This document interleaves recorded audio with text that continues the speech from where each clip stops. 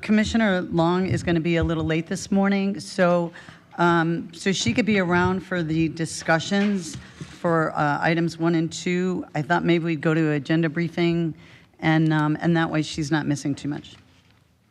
So Barry, if you want to get us started.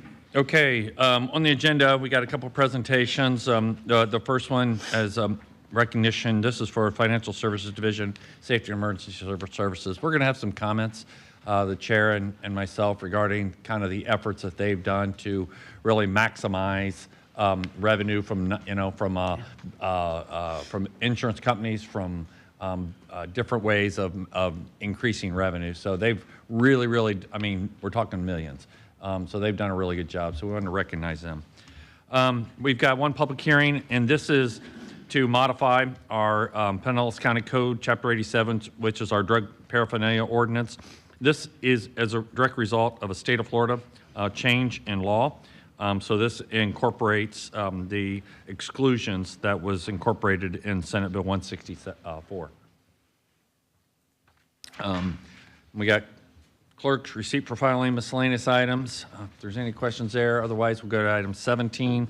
This, okay. Maybe I didn't get into the whole thing, but there's this audit of Cigna medical claims, and it seemed like there was a couple of issues there, and just wanted to see if someone could speak to that, not maybe today, but. Well, I can speak to it. So we did I mean, as I've said repeatedly, we've got a significant issue, with our medical cost, a significant issue. So we asked Ken Burke to lead an audit of Cigna. They did that. The issues that they found are really insignificant. There are issues, but I think if you audited any insurance company, you'd find, issues. The overall, so you can read it, and I can answer any questions you have. On Tuesday, I have to go back and kind of reread it. But they were not insignificant. I mean, they were insignificant compared to our cost. The reality is we're spending a lot more on healthcare. Now, that's separate from the responsiveness Cigna has with our employees, and that's a whole separate issue. So we're going to address that, us and the other appointing authorities, and we have some thoughts and ideas. We are interviewing for the new HR director the 31st of this month.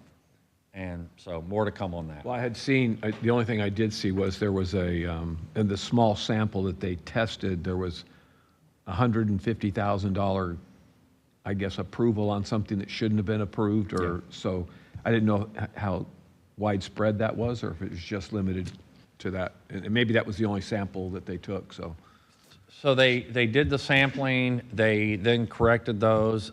You're right, I don't know how you apply that out overall, but the conclusion that he kind of came back to us with as the other appointing authorities was, it wasn't the millions that we've seen. I mean, we saw a 30% increase in our healthcare cost. And so we weren't able to tie back why such a significant increase. All right, I'll take a look at it. So look at it, and I'll go back and reread it. Okay, too. Thanks. Item 17 is declaring surplus equipment. You can see the breakdown of the assets for disposal in the bottom of your page. We have a replat and 2 plats for private residential subdivisions. Item 21 is an award of bid. This is for structural steel at the waste energy facility and for fiberglass reinforcement plastic material. Item 22 is for our GIS for all of the aerial mapping services, 5-year contract. Onto the regular agenda, item 23 is an amendment with Bank of America. This is for all of our 25 locations where we take credit cards. Item 24 is a rank and affirms. This is for the architect for the Palm Harbor Community Services Recreation Center project. 25 is an MSTU for Tierra Verde for tennis and pickleball court improvements. 26 are 2 applications for Pinellas Employment Sites Program. Mastery Brewing and for Ameritech. I think you were all briefed on these individually. Yes, Tom? No, Tom? Did you brief? Oh, I'm sorry, Kevin. Oh, you didn't do one-on-ones on these? Okay, so we'll explain these. There are 2 economic development projects that they're recommending under the Employment Sites Program. Now, Mastery Brewery did have me come out and meet them. I don't know if you did with anybody else. Yeah, me as well. Yeah, okay, so I think Mastery Brewery kind of got most of us. But yeah, no, we haven't heard from staff. And the other one on Ameritech, this is, it's related to improvements to the building, which is kind of the target of the thing, is to keep the cost to where they, stay here and make improvements here rather than going to a green site. And so both have staff recommendation for approval. If you would like one-on-ones, we'd be happy to set those up, okay? Or a phone call or anything before Tuesday if you want. I think each commissioner could reach out to Kevin if they need that. Okay. Thank you. Item 27's affordable housing. This is a Bayou Boulevard Apartments. This is a 60-unit multifamily affordable unit. Total $17 million development, $2.8 million from us, $2.74 million from City of St. Petersburg. 28 is award of Hubbard Construction for this is our pavement preservation package 2 that Kelly was talking about before. The breakdowns within your packet. There are some maps attached where you can see kind of the schedule for phase 2 or package number 2 of the pavement resurfacing program. Item 29 is this is for gator dredging to do Grand Canal finally. So Yay. I think you, I figured I looked up because I know commissioners will be very happy to finally see this one. It's a long time coming. It's been a long time coming. Remember, the key to this is ARPA money. And we used ARPA money because we don't dredge, we do a dredging by assessment.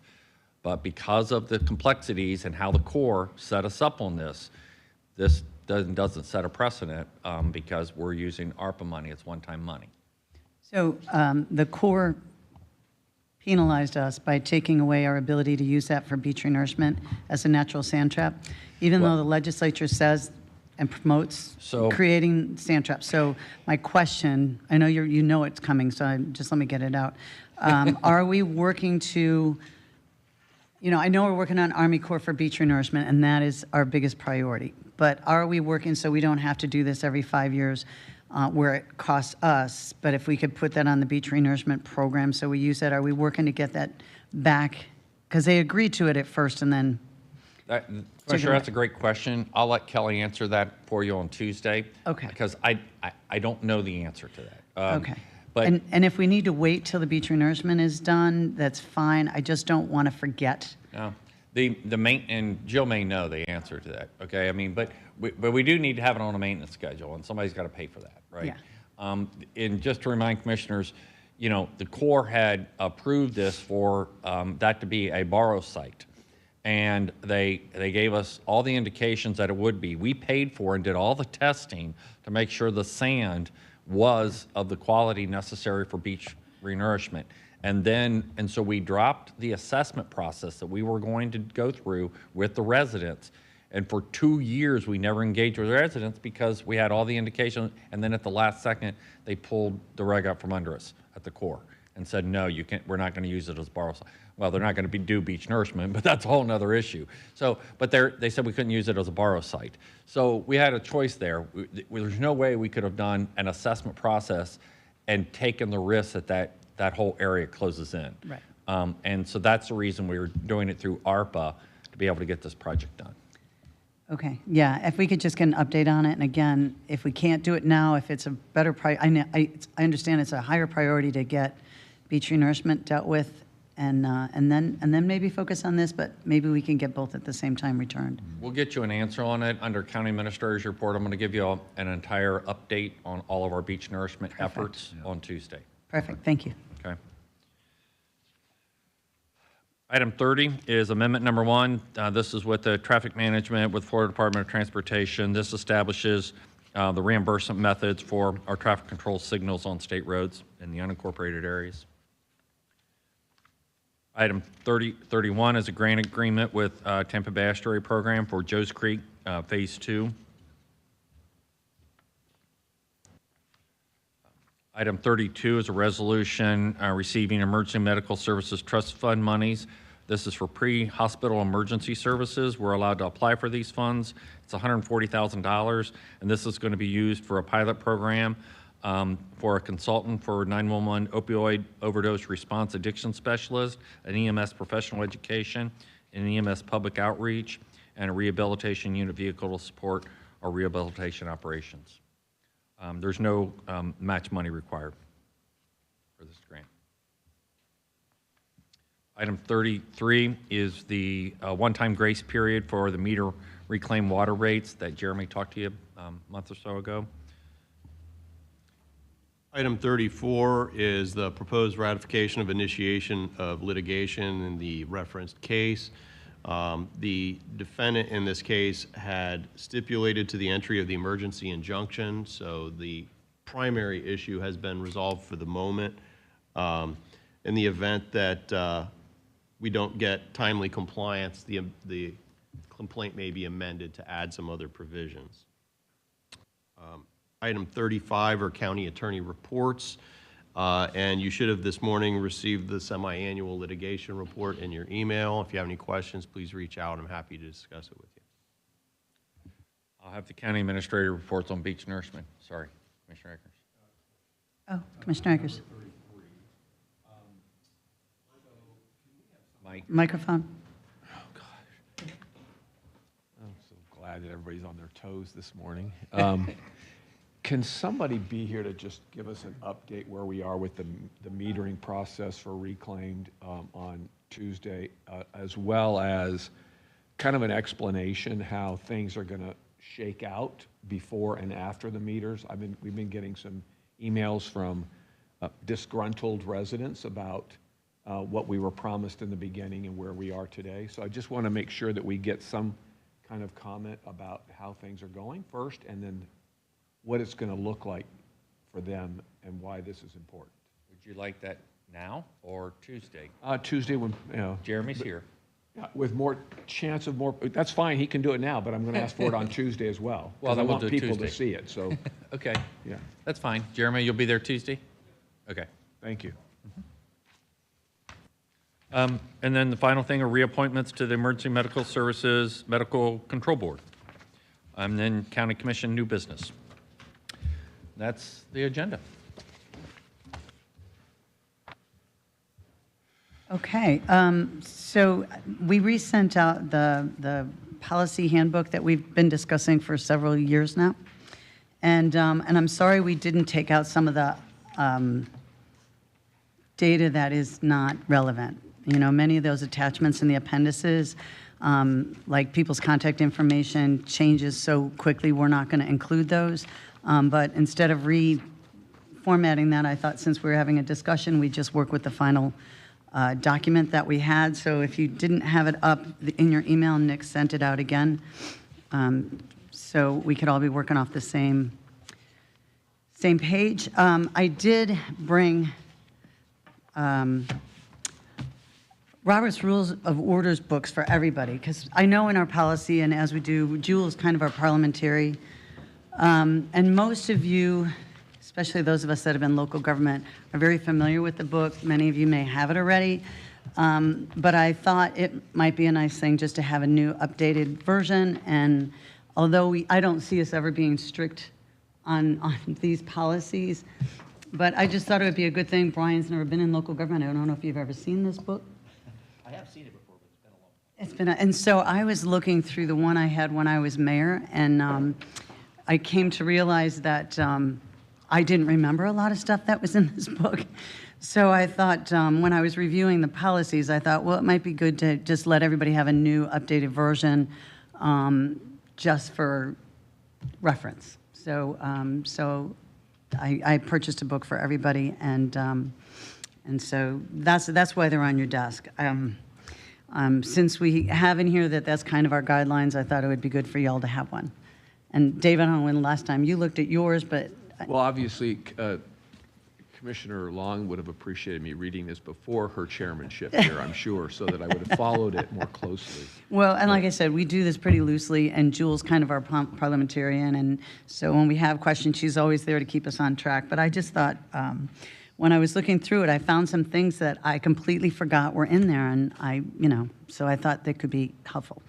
So, so this is really just a loose conversation, pretty informal. I hope y'all had a chance to really dig into it, and then I have suggestions. I don't know if you want to hear my suggestions first, or if you just somebody else wants to kind of start. Commissioner Justice. Just one question, because and maybe my memory is wrong.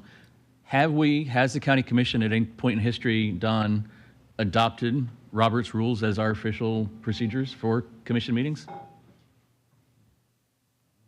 I think we've looked through this several times. I don't know that that's ever been a solid answer. What I found in looking through this handbook document is it did refer to Robert's rules in there. So now, the source of where this initially came from, I think, is a compilation of a lot of things. So I've also been unable to exactly find where this is. I believe the boards have adopted these over the years in different ways. So I don't have as satisfactory an answer for you as I'd like to be able to give you. Well, and that gray area is my understanding, that we've never really said, we're going to operate under Robert's rules. And I don't have any opposition to, but for that 1 in a million time when we get into an argument about something and someone pulls this book out and then someone else says, well, that's not our rule book, Yeah, well. And if I could add one thing, I think they've loosely been followed, Right. but not like, chapter and verse and all of Right, that. and I'm okay with loosely being followed. I don't like some of the rigidness of some of this, but there are some things in there that I thought, if we loosely followed those, I think it would be okay. It would be a good thing. So, it was put in this. When I asked about policies, and Karen Seal, Commissioner Seal used to always say, well, since we don't have rules, I'm going to propose this right now, because we didn't have rules. And so I assumed that there were never adopted rules, because it was stated so many times in my first couple of years, mostly by her, well, we don't have any rules, so let's do this. And I think guidelines are, I'm not saying, I think rules and guidelines are good. And it sets up parameters, and then we don't get into trouble, and there's clear expectations. I think is a good thing. And so I'm okay with leaving it loosely, Robert's rules, so it's not too rigid. I don't know how you all feel about that. Commissioner Long. Well, since I've been here a little while, I'm just kind of wondering, what is it that we're trying to fix that we haven't been working on for this is my 12th year. So this started when the onboarding, at least my experience with the onboarding, was bad. And there were no clear rules and guidelines. And then when Commissioner Flowers came on, she said she had difficulties with onboarding. I don't know if Commissioner Latvala or Commissioner Scott had issues, but this document didn't exist when I came on board. And when I don't know if it was Barry that came up with this, came kind of out of Lake County, or I don't know if it did, but that was my request so that we could have some guidelines, but we never voted on it. And so therefore there's no guidelines, there's no rules. And I think things have come up. I know that I've talked to Jewel about it, and she said, well, if you want that fixed, you need to have a policy. Well, we don't have policies. We don't have policies on budgets. We don't have clear, in here I think there's some very clear things. And when someone comes on board, they can read this handbook, they can understand what their duties are. We can add things in there that help, maybe more budget things I think we should put in here. How the office budget works, it's not in here now, but I think there's things we can put in there. So when someone new comes on board, they can look at this and go, oh, these are my duties and my responsibilities. It's clear, this is my budgetary responsibilities. These are, whether it's code of conduct, whatever it is, most local governments operate under Robert's rules, and it's clear there's rules, that you understand what the rules are. And we've just been operating with, and like I said, Commissioner Seal used to reference all the time, well, we have no rules, so I'm going to put this amendment on right now, or I want to vote on this right now without it ever being, she was doing that on a pretty regular basis before the pandemic. Then when the pandemic came up, things just changed, and then she's no longer here. So it was those kind of things that made me want to have policies. And I think clear boundaries and expectations are a good thing, and it keeps us out of trouble. I don't think we're trying to fix anything. I think we're trying to prevent an issue. Commissioner Latvala. Thank you, Madam Chair. One of the first meetings I had with Jewel, when I was getting some material, I asked her, I said, do we have rules? Is there a manual of the rules that you can give me? And she said, there are none. To which I immediately, said to myself, oh, that's interesting. And to Commissioner Justice's point, we're not, most of the time it's going to be fine, but there is going to be a rare circumstance, might come up, a few times a year, where we're going to need some formal set of rules to structure the commission. And, we probably saw that once or twice this past year. And so I think it's important to have some sort of framework that the commission governs itself by. Commissioner Scott. Thank you, Madam Chair. In my first time being in elected office, I don't really have a point of reference necessarily for something like this. So I read this a year ago, and I read through it again, last week.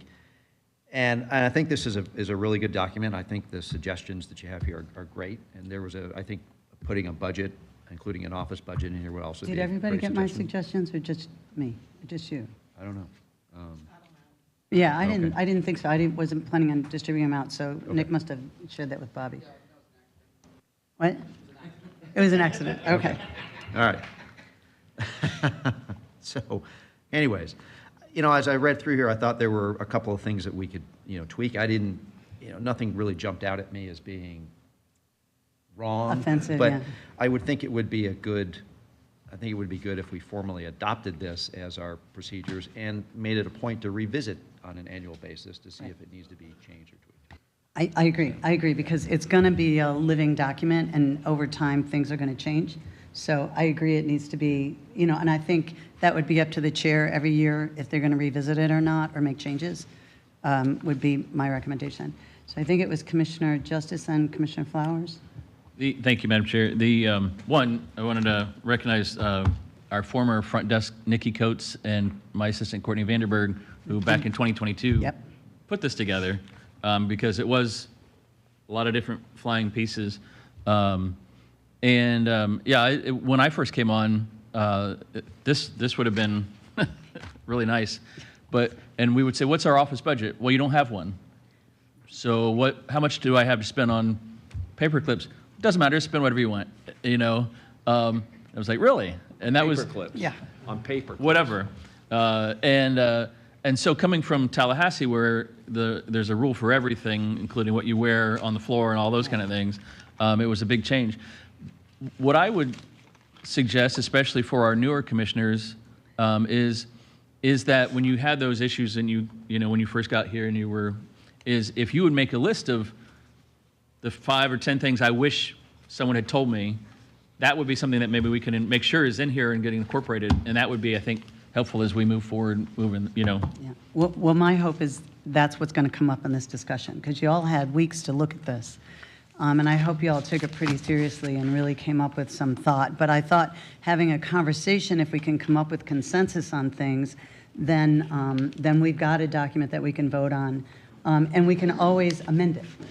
And also, what is this going to have just the topics, or are we going to start getting? Are we talking about what's in here, or are we going to start getting into like the actual policies within each subcategory too? I think it's going to be both, and that's going to it's going to come out in this discussion. And so I'm expecting a pretty thorough, hefty conversation today. At least that's my hope, so that we can really hash out, come to consensus. I mean, I have a, one-page list of things I think I would like to add.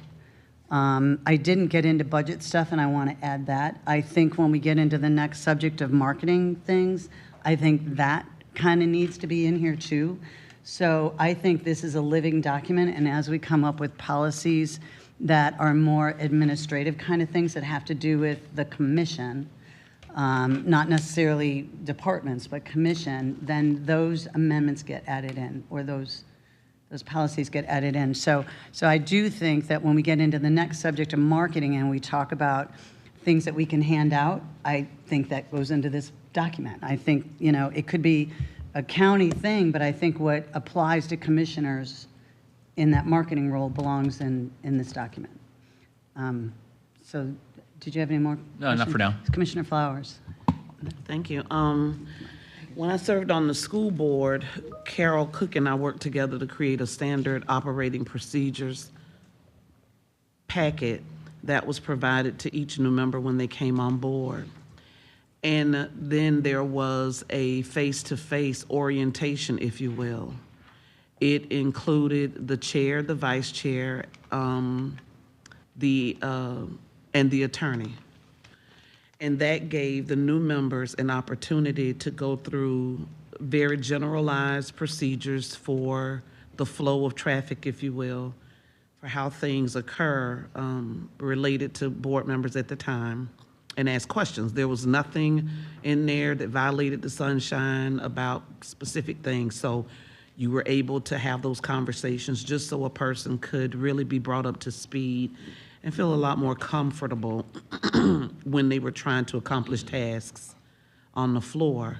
When I came on board, I met with Barry, and it was a huge, big, thick 4-inch round binder that he provided me with that I did read and highlight.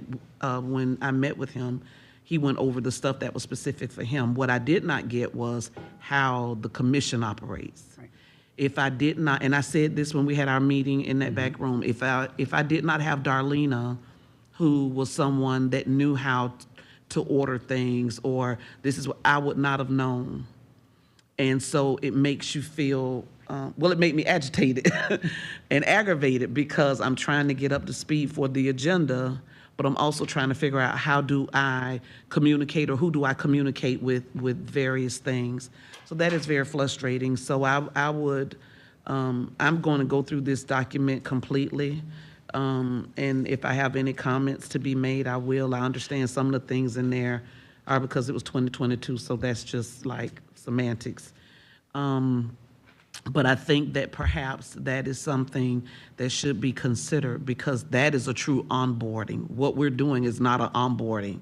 You're given something and you're told to go fly. And that's not a true onboarding, in my opinion. The other thing is, I would hope that we not make this document so cumbersome that you've got to refer back to it every time or before you do anything, because I think that just slows down your day-to-day processes. And then I'm hopeful that, this document speaks in general, not getting into what happens in each commissioner's office. Everybody works differently. Their relationship with their aide and how they communicate with the public, or, their processes within their office, they're all different. And I don't want to tell anyone in this room who's a commissioner how to handle those things, nor do I want you telling me, because I'm not going to do it, how I should handle things in my office. So I hope that that's not the direction that any of this will go. When I looked down at some of the parts, there are some things in here that we don't do at all. So we may want to consider just removing them if we're not doing them now. And then the items that we should be doing, that we are doing, but maybe not to the extent that are encapsulated in this document, I think we probably need to shore some of those items up. I do appreciate the opportunity to be able to speak to staff, always trying to be respectful and mindful, letting Barry know what the questions or concerns are, and then speaking with staff. But I think we do well in not directing staff to do things, but I think we do well in having conversations so that we could bring them back as a group and talk about how to handle those.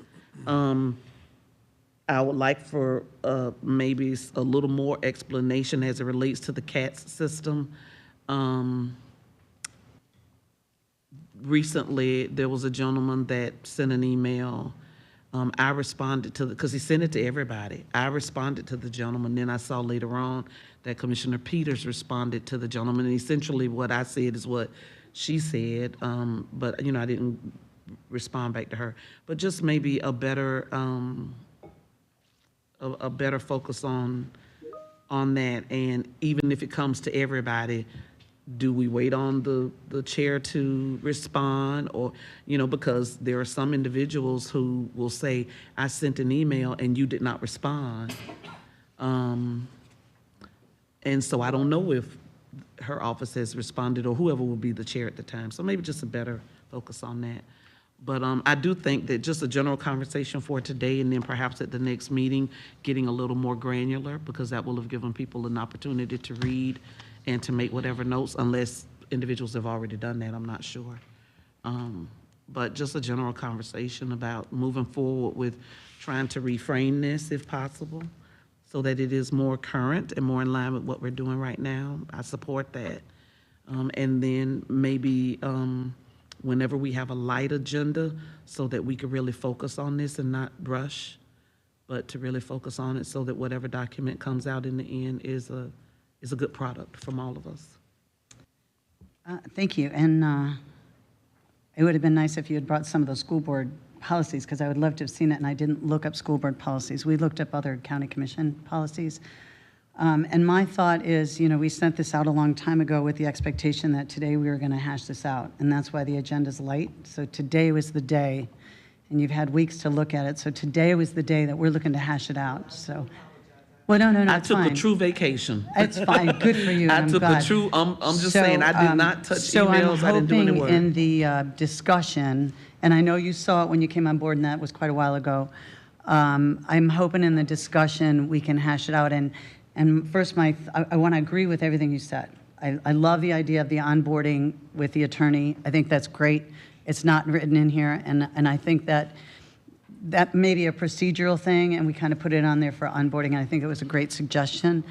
I agree about the individual offices, because nobody's going to tell me how I'm going to treat my A2.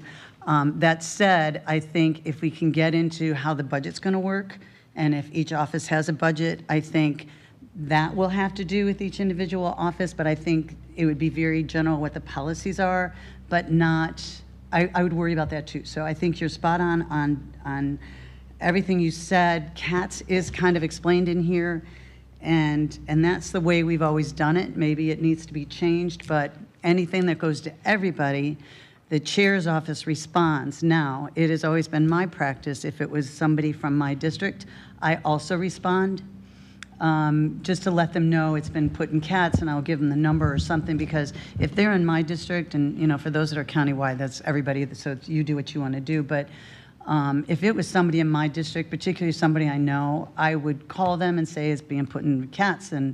But what we want to do is make sure, and the reason we use CATS is to make sure everybody is saying the same thing and we're not mixing our messages. So I understand the importance of the consistent communication, but I agree, if it's somebody in your district, and particularly somebody you know, then that's how I work it. And I don't think that's not spelled out in here, but that is how I operate. So I agree with everything you said. So I think we're all on the same page. I don't know if we're all on the same page, but you and I are on the same page. And I don't know if anybody else has other thoughts. Barry, then Dave, and Chris, will you have questions too? I'm good. Okay, so Barry, what do you got? Well, just on the CAT system, just because we really never had this conversation, as a commission that I can remember. But when you send information out, you're getting a department response. All of you have relationships with different people in departments, but we want to make sure, as a department, they respond with one voice. So, so that way, if it comes into CATS, the director can direct the response that comes back. So, you talk to two people, you may get a little bit different response because they don't have all the information. Right. So it's really, really important from a department standpoint. Whether 7 people respond to that constituent is, 100% fine. We're just trying to make sure that the department responds with a consistent message. And that's the most important piece from a staff standpoint under the CATS system.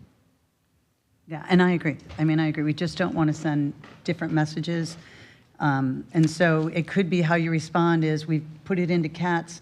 The department will be getting back to you. If you don't hear from them within a time frame, let me know, and then you can follow up. But I think it's important that that the message from the departments is consistent. I think that's an important thing. Now, CATS, I've asked Barry, just as long as we're on CATS, I asked Barry if it would be okay if we had BTS kind of do an assessment on it and see if there's an off-the-shelf software that is more user-friendly, where staff can use it even on their phone, or there could be apps that I think there might be new technologies out there that might be a better communication tool. Right now, we're not changing anything. I just asked if we could do an assessment on CATS to see if there's something that could make that more efficient. So, Dave, Commissioner Eggers. Yeah, thank you, Madam Chair.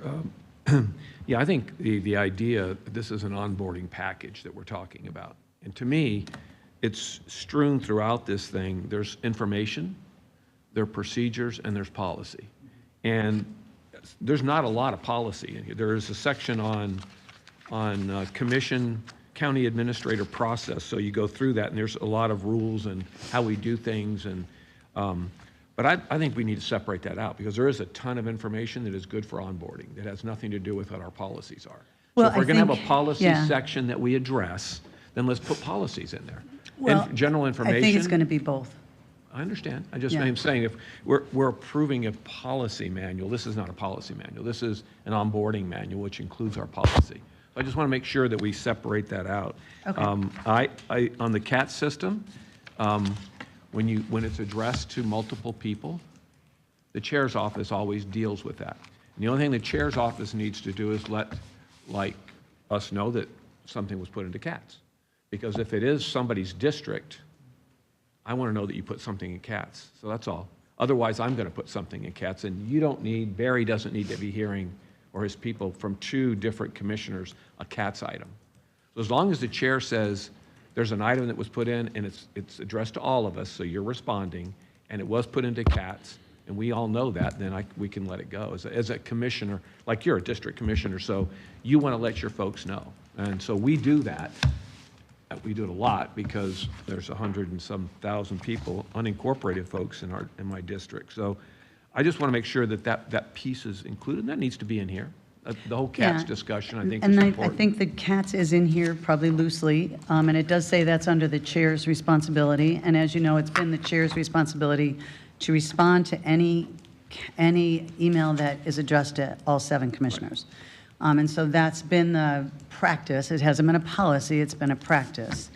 And so what I would say is that now it's a policy, and you can expect the chair is going to respond to every email that comes to 7 commissioners. Just assume it's done. I don't know that they're going to go CCing each individual district if they know, oh, well, is that right on the line of Dave Eggers and Chris LaValla's district, or is that, I don't know that they need to do that. I think the policy is the chair responds to every single one of those. If it's one in your district and you want to respond, I don't know that you're putting that into CATS because the chair is doing that. You can respond and say, All I want to know It's is been that reported. you did put it into CATS. That's all.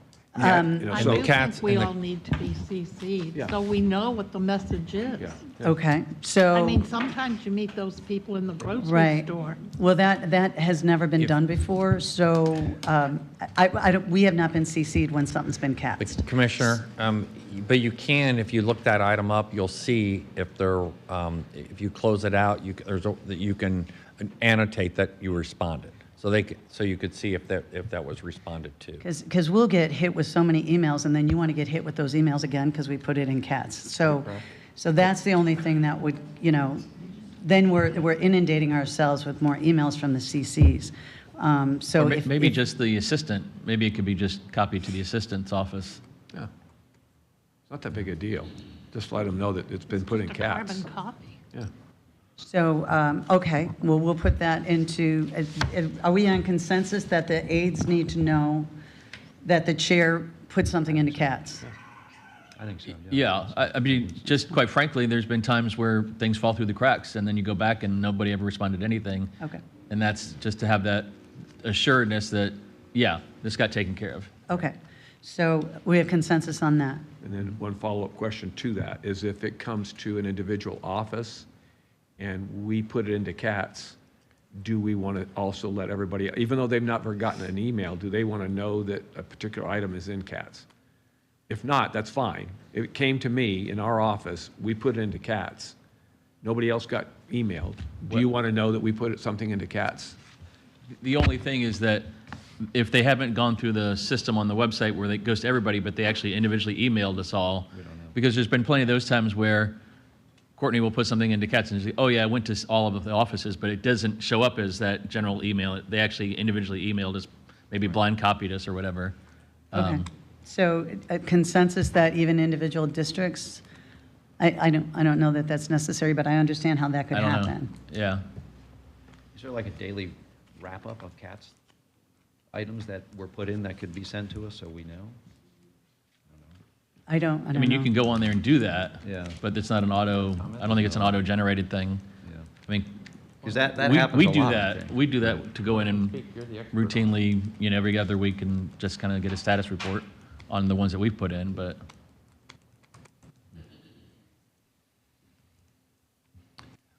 And, we can come up with some recommendations regarding that, just for your consideration. I mean, we deal with cats obviously a lot, and I'm looking back at Della because, she's the one that, deals with it. So we just thought, we'll think through it and send back some ideas and thoughts. So in the meantime, are we wanting every aide to get CC'd on individual cats? I don't think so either. Right now, I think that's overkill. I do too. Until, And if BTS finds a new product that is more user-friendly, that will let us know right away, that would be great. is CATS an internal? Did we create that internally, or is that? I don't, I don't think so, but I believe that was an off-the-shelf. Wasn't What's CATS that? an off-the-shelf software? Yeah, but it's an older technology. It's platform-based technology. There's new, more online versions. Actually, Commissioner Peters asked me about that, and we sent it over to BTS, and like 2 seconds later, I got back a response, yeah, we've been looking at that, and here's the product we want to use. And I'm like, well, wait a minute, we're the user, like, shouldn't you be asking us? And so we're going to have that conversation with them, that as a user, we want to be part of that selection process. But my point being is, we've asked BTS, and, for those of you that are on BTS, to try to get away from some of these old technologies and go to web-based services and things like that. They've already been looking at it. So, that's something we can look at and ask them what they found as part of their search. Right now, if you search the name or whatever, you'll see how it was closed out. And so there's a how search it was function. entered as well? Yes. Okay. Yeah. By name? By name. Okay. Yeah. So And that may be the way to do it then. It's is just that- cumbersome because then you have to look it up, right? Yeah. And so you don't get like a report to make sure. And so I'm not the person to ask on cats at all. Yeah. I know the spelling of it, and that's about it. But having a report or something like that to where, to your point, you can make sure that Yeah. it was responded to. Let us ask that question, and if it's not available under this technology, maybe it is under newer technology. Okay, so, but we are on consensus for this, for current, and if we get new technology, it would change, we'd amend this policy. But currently, the chair is going to respond to anything that goes to all 7 commissioners, and the chair's office will CC each aide so that they know that those have been addressed.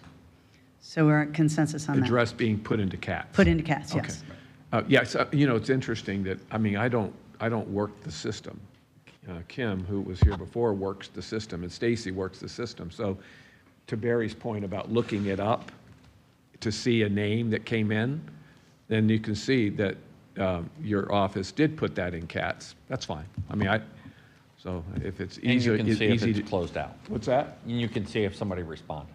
Yeah. So if the chair says, I responded back to this person, you'll be able to see that they responded. Commissioners would have to get trained in cats. Yeah. Oh, yeah, Yeah, they that's a would. whole, that's kind of what I was getting at. That yeah, would take like weeks. it's kind of a high bar there. That may Okay. take a month, right? So, see there, I'm sorry, Commissioner No, Flowers? I was just gonna say, when I first came on board, I was sitting here thinking, it was like the transition between Commissioner Pat Gerard at the time and Commissioner Dave Eggers' chairmanship. But I recall seeing a few emails that said this information has been entered in the CADS. That's how I got familiar with it. And then I would have Darlena go in and look, so I could say whatever I said to that person. So I'm supportive of what's being presented. Okay.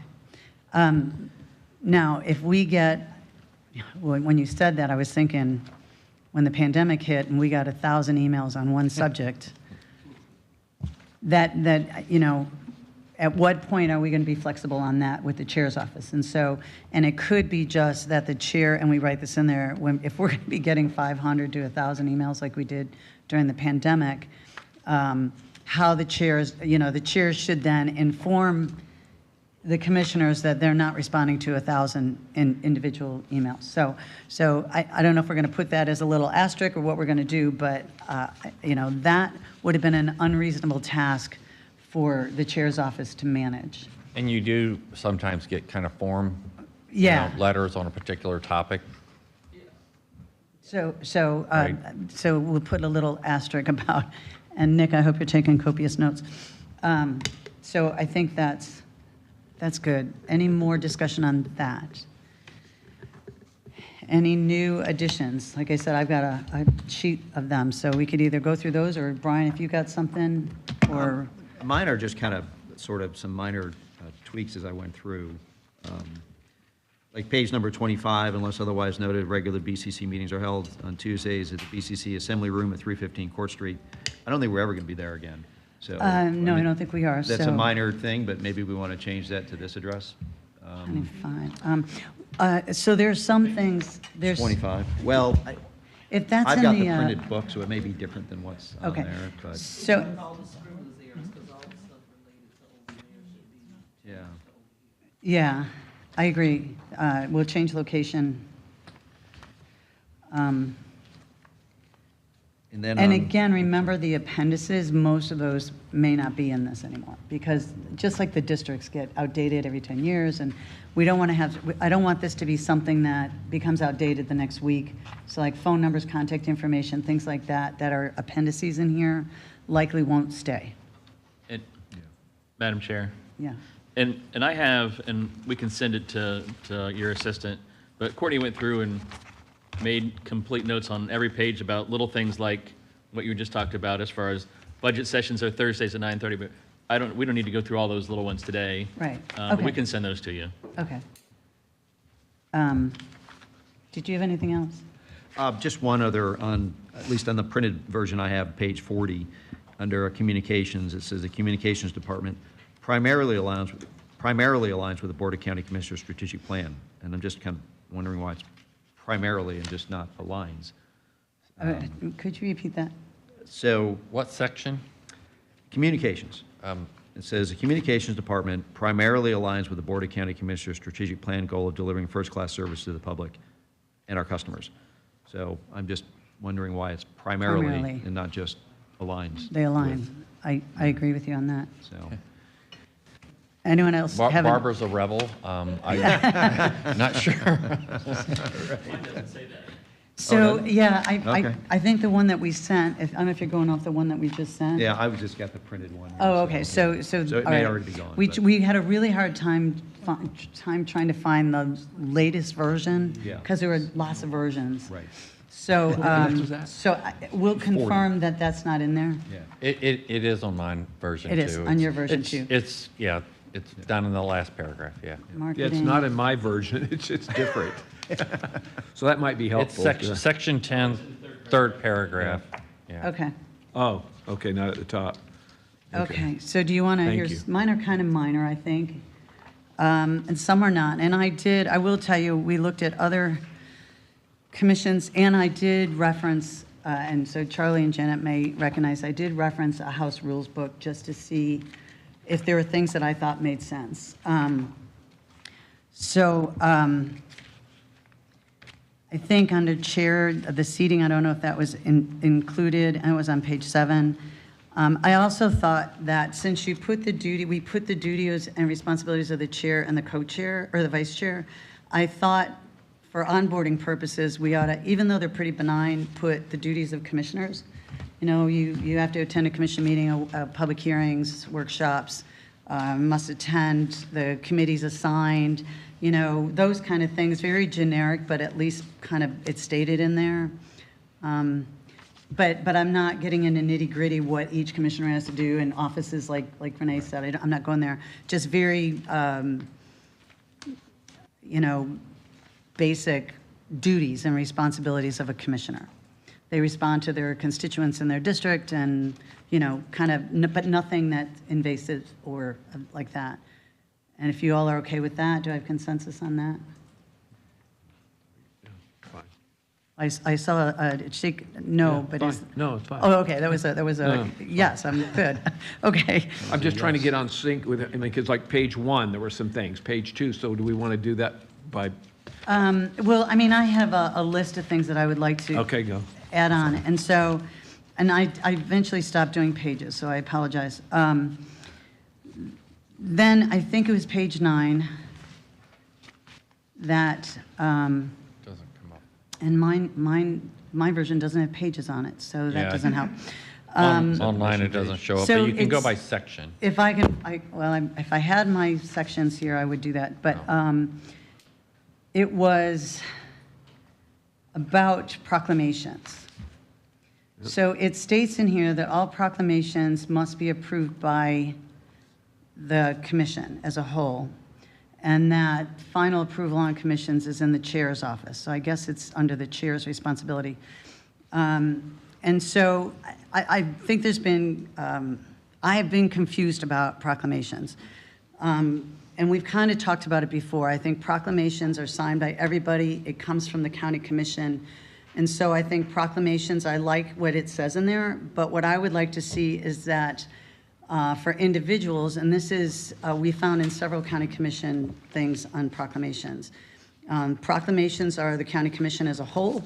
If individuals want to do something like that, they do letters or certificates, but not individual proclamations. I think a proclamation is a county commission, countywide thing, and that's something that all commissioners sign. The chair has them go through there. It's under here pretty detailed. And so I think proclamations are a commission-wide thing, and that letters of recognition and certificates is an individual commissioner thing. And I don't know if anybody would disagree with me on that. Commissioner Latvella. Thank you, Madam Chair. I Send a new message would to the same graciously disagree Okay. with you on that one. And just looking back to our previous experience, that, you know, in the legislature, you didn't give, you know, proclamations as an individual legislator, but you didn't give just a letter to somebody, you gave a tribute to them. And so I think there should be something that we could do as commissioners, that maybe it's not a proclamation, but something that is not just a letter to somebody in your district for a feat that they did or act or a achievement. So that is not just, hey, here's a letter from me, you know, that, so that way in a meeting that we have, we're not doing a unanimous vote on 25 proclamations, that you, if there's somebody in your district that you want to recognize, you can say, hey, here's a tribute from my office. Well, or I like a proclamation I from like my a office. tribute, and I you know, when we talked about this before, I asked to see what that looks like. Does that say county commission or commissioners? Does it, you know, what does that look like? Because if you're doing a proclamation for something I may not even agree with, let's say it's a Right. cause, and it's from the county commission, that concerns me. But if it's a tribute from Commissioner Latvala, that doesn't concern me. Well, and I think if we call it something else, like if we call it a tribute or something like A that. memoriam, from a tribute, from or an individual, I think that's Okay. fine. See, I don't disagree with you, and that's why I said you could do a letter or a certificate or something. But I think a county commission proclamation is a county commission proclamation. Yeah. An individual, whatever you want to call it, I'm not saying we can't do that at all. But I think proclamation should be saved for the commission. And then if it's a tribute and you have that form and it looks like, and it's from Commissioner, Pinellas County Commissioners, but it's Commissioner Latvala, or you do Commissioner Latvala with the seal, it's very clear it's the commissioner and not the commission. And I don't know in terms of the proclamation if we should make them unanimous or not. I mean, I can't think of a reason or instance where something wouldn't be unanimous. But if there's this, like somebody that doesn't want to do some sort of proclamation for something, if Commissioner Eggers is a Red Sox fan and he doesn't want to recognize the Rays, then, Thanks for planting that yeah, seed. we shouldn't hold that against him, and we should still be able to do, that proclamation because there's a majority vote or a supermajority vote or. Right, so every proclamation has all 7 signatures on there, so do we just leave one signature Sure. blank because they said no? Yeah. And then maybe we make it a supermajority or something like that. And if you don't want to sign on to that certain proclamation, you just don't include your name. Okay, But the names are already there on a form, right? right, it just wouldn't be signed. So that's a little, Yeah, that's kind of unprofessional, I'm not sure I like that. I don't like that idea. Yeah, and we've never run up on this one before, and. I mean, I can't think of an instance where that would happen. Yeah, and this is kind of, what's in there is how it's been done historically, and so every once in a while you go, is everybody okay with this one? And maybe because it's a new proclamation that isn't in our history bank.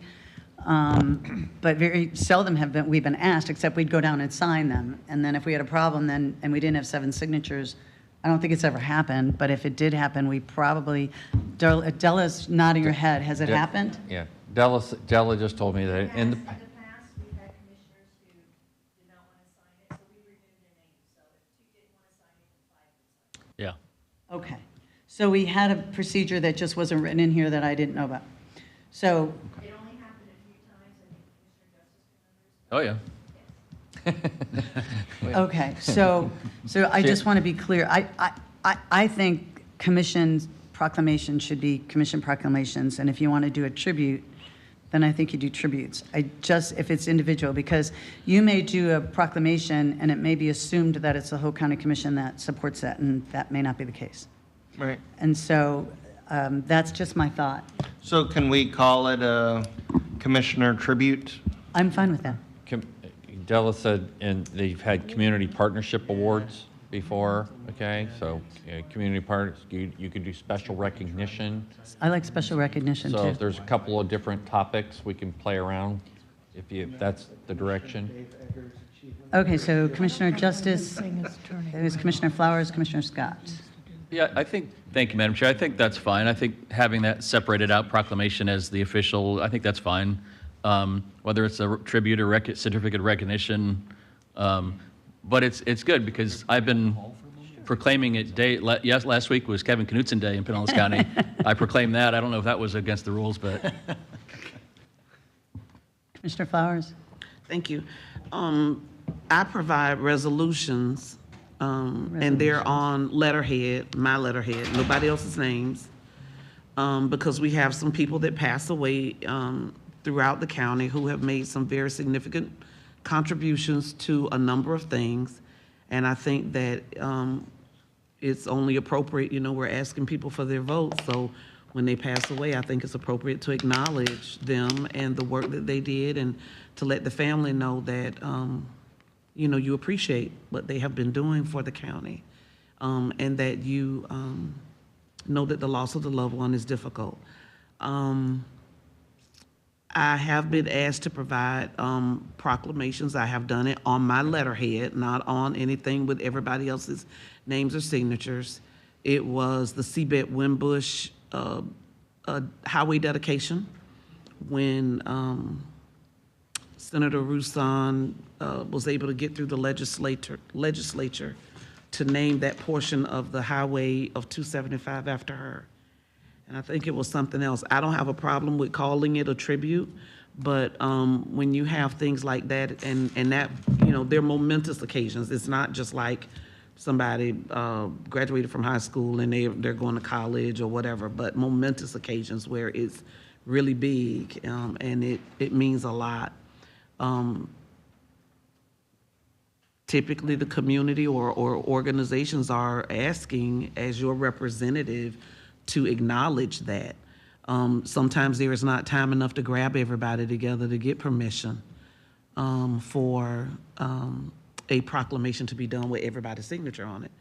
I don't know about some of you, but I've gotten calls. Some I've said no to, and some I've said yes. I've gotten calls like saying, "This is happening on Saturday. Can you get this to me by Friday?" And it's like a Monday or Tuesday when they're reaching out. So I do provide resolutions. They are on letterhead, my letterhead. No one else's name is on it, and those go to the various funerals for persons who've passed. There was a gentleman who was a Tuskegee Airman. He's 101 years old.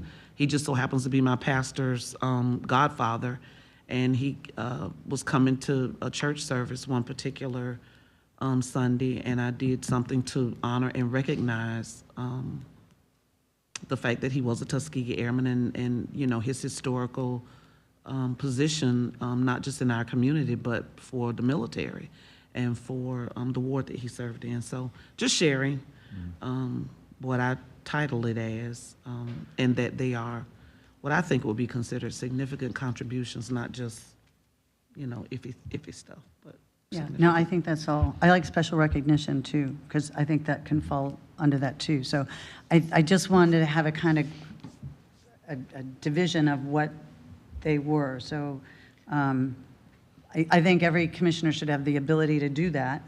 I just think the proclamation should be commissioners, and if they choose not to sign it, that's fine. I get it, I understand it. But I think we keep proclamations as a commission thing because we do it here often. And then individuals do special recognition, resolutions, certificates, that kind of thing. Is that? Yeah, I agree with it.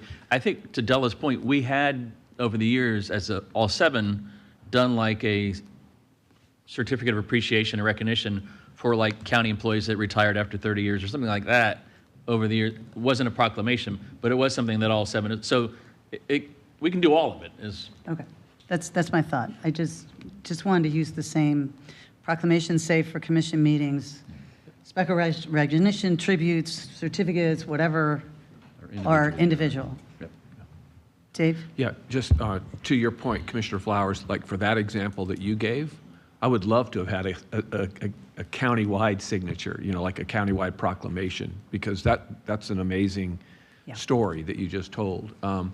The other question I had is, so if I decide that there's somebody in my area that needs a special recognition, it's just a letter on my letterhead or a certificate or something, what products can I use that come to the office? Can I use the trifold? Can I use the glass one that we do occasionally? We do the glass one and present that with, the proclamation in it, or sometimes, how does that get governed, and how do we want to get into that detail? But if we don't, I just want to make sure we're clear. I think that's going to come up in the budget conversation. Okay. Because I think, and I would like to see a form that's like special recognition kind of form, so we're consistent, would be kind of cool. Like a special recognition or a tribute, if there were forms for all of those things, and that way it's consistent. If somebody gets one from Commissioner Eggers and Commissioner Peters, they kind of look the same, and that's a marketing branding kind of thing. I don't even think our letterhead is the same at this point. So I think for branding purposes, it would be nice if we had forms. So again, back to Commissioner Flowers, and maybe Don, you can weigh in on this. If I have something that I would like to do a proclamation for somebody, do I then go through the chair's office and make that request? Or do I bring it here for a vote, so everybody? No, it's always been going through the, I don't think we changed the procedure. we I think just the come through the procedure chair's stays the office. same. Goes through the chair's office, and if everybody doesn't want to sign it, it's the same as it's always been. They don't have to sign it. I just wanted to have that division on proclamations are something we do here at the commission, and special recognitions, tributes, resolutions, all that kind of stuff. But I think it would be nice if we had standard forms that we have access to on the internet to download, and everything is good branding, so it all looks the same. Does that make sense? Commissioner Latvala? So hopefully, this young man is not one of the 12 people currently watching online. But earlier this week, I was going to present a proclamation to a volunteer sheriff's patrol person who helped me recently and really went above and beyond the call of duty at one of their meetings, but that got canceled because of the storm that came through. And what's currently written is, it says proclamation, whatever, and it's signed by me. So do I need to change that, or do I have y'all's permission to give that to We this haven't young voted man? on this as a policy yet, Okay.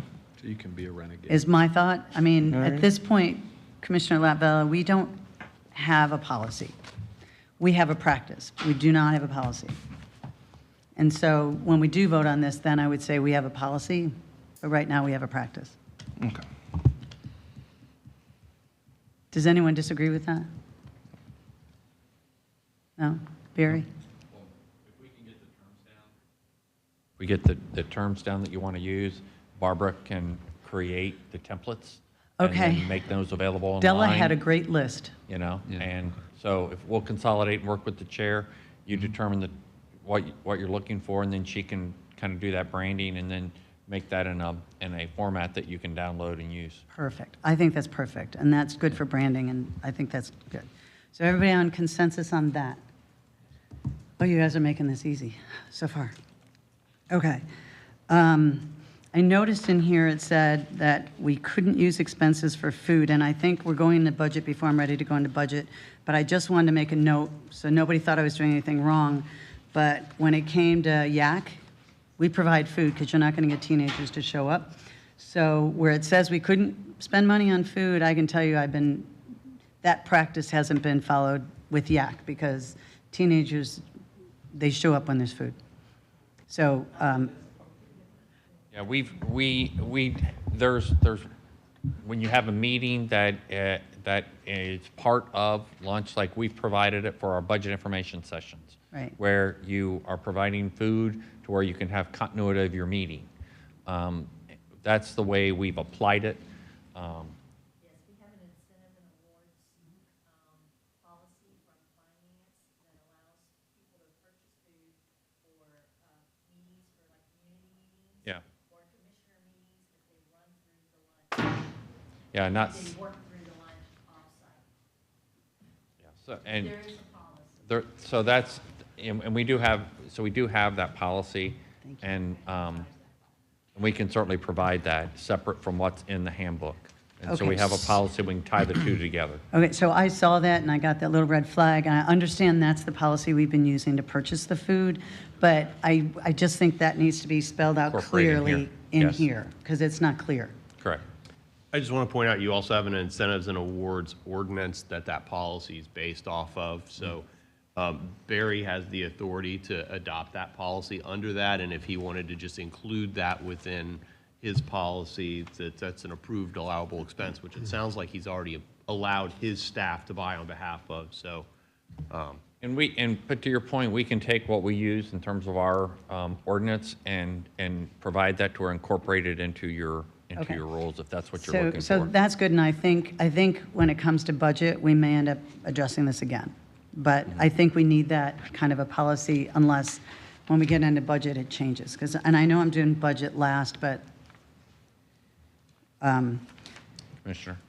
Madam Chair? yeah. I'm pretty sure during the budget, this past budget season, when I made the motion to get rid of the community fund, that was like the 15,000 pot. Yeah. That I said that as part of that, that we could use our office fund to go to some of the events that the community fund was previously covering.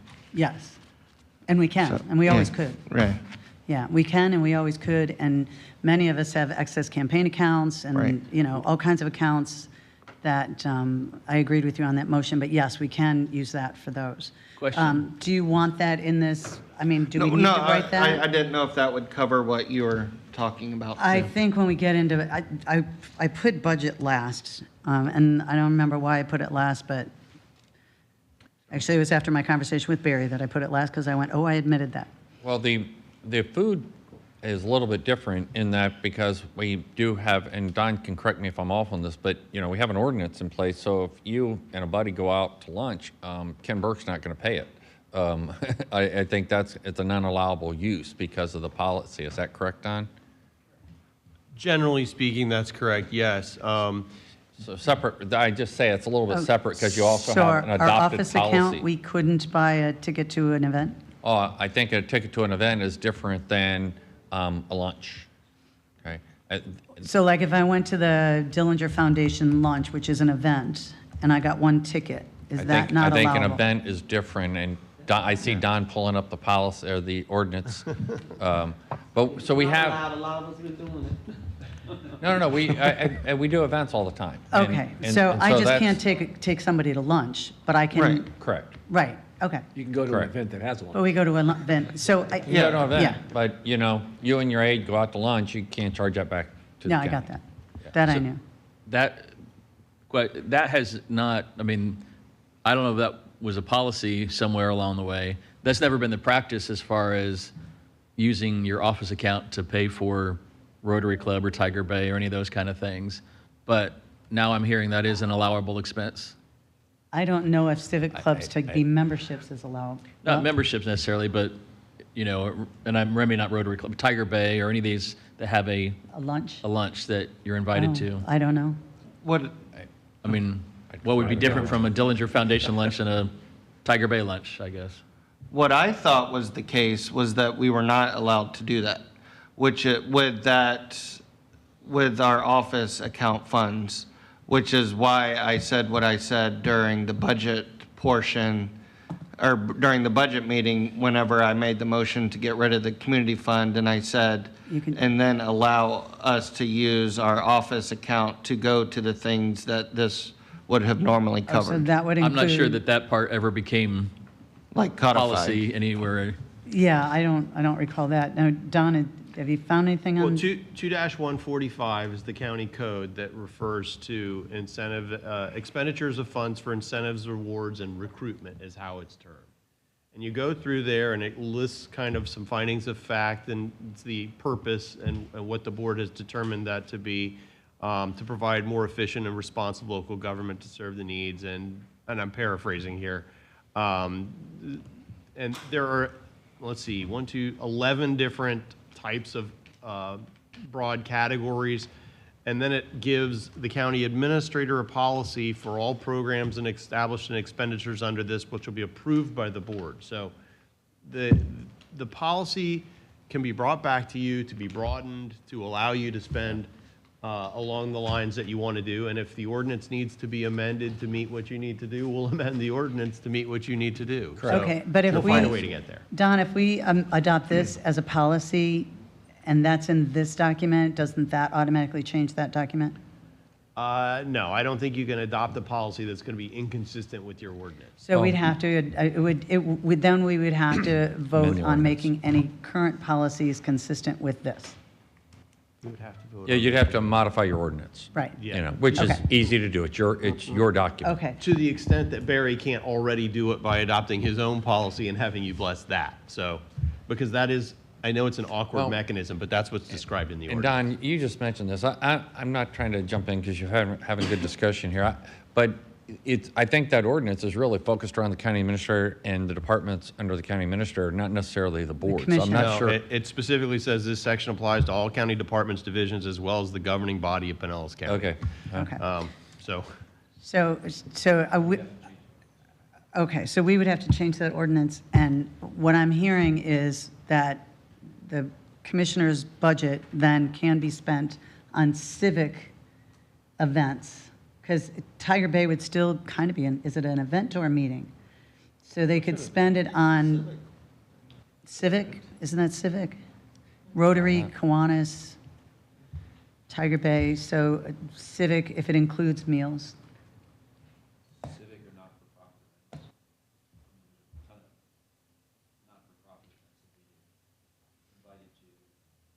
Anything non-political. Anything non-political.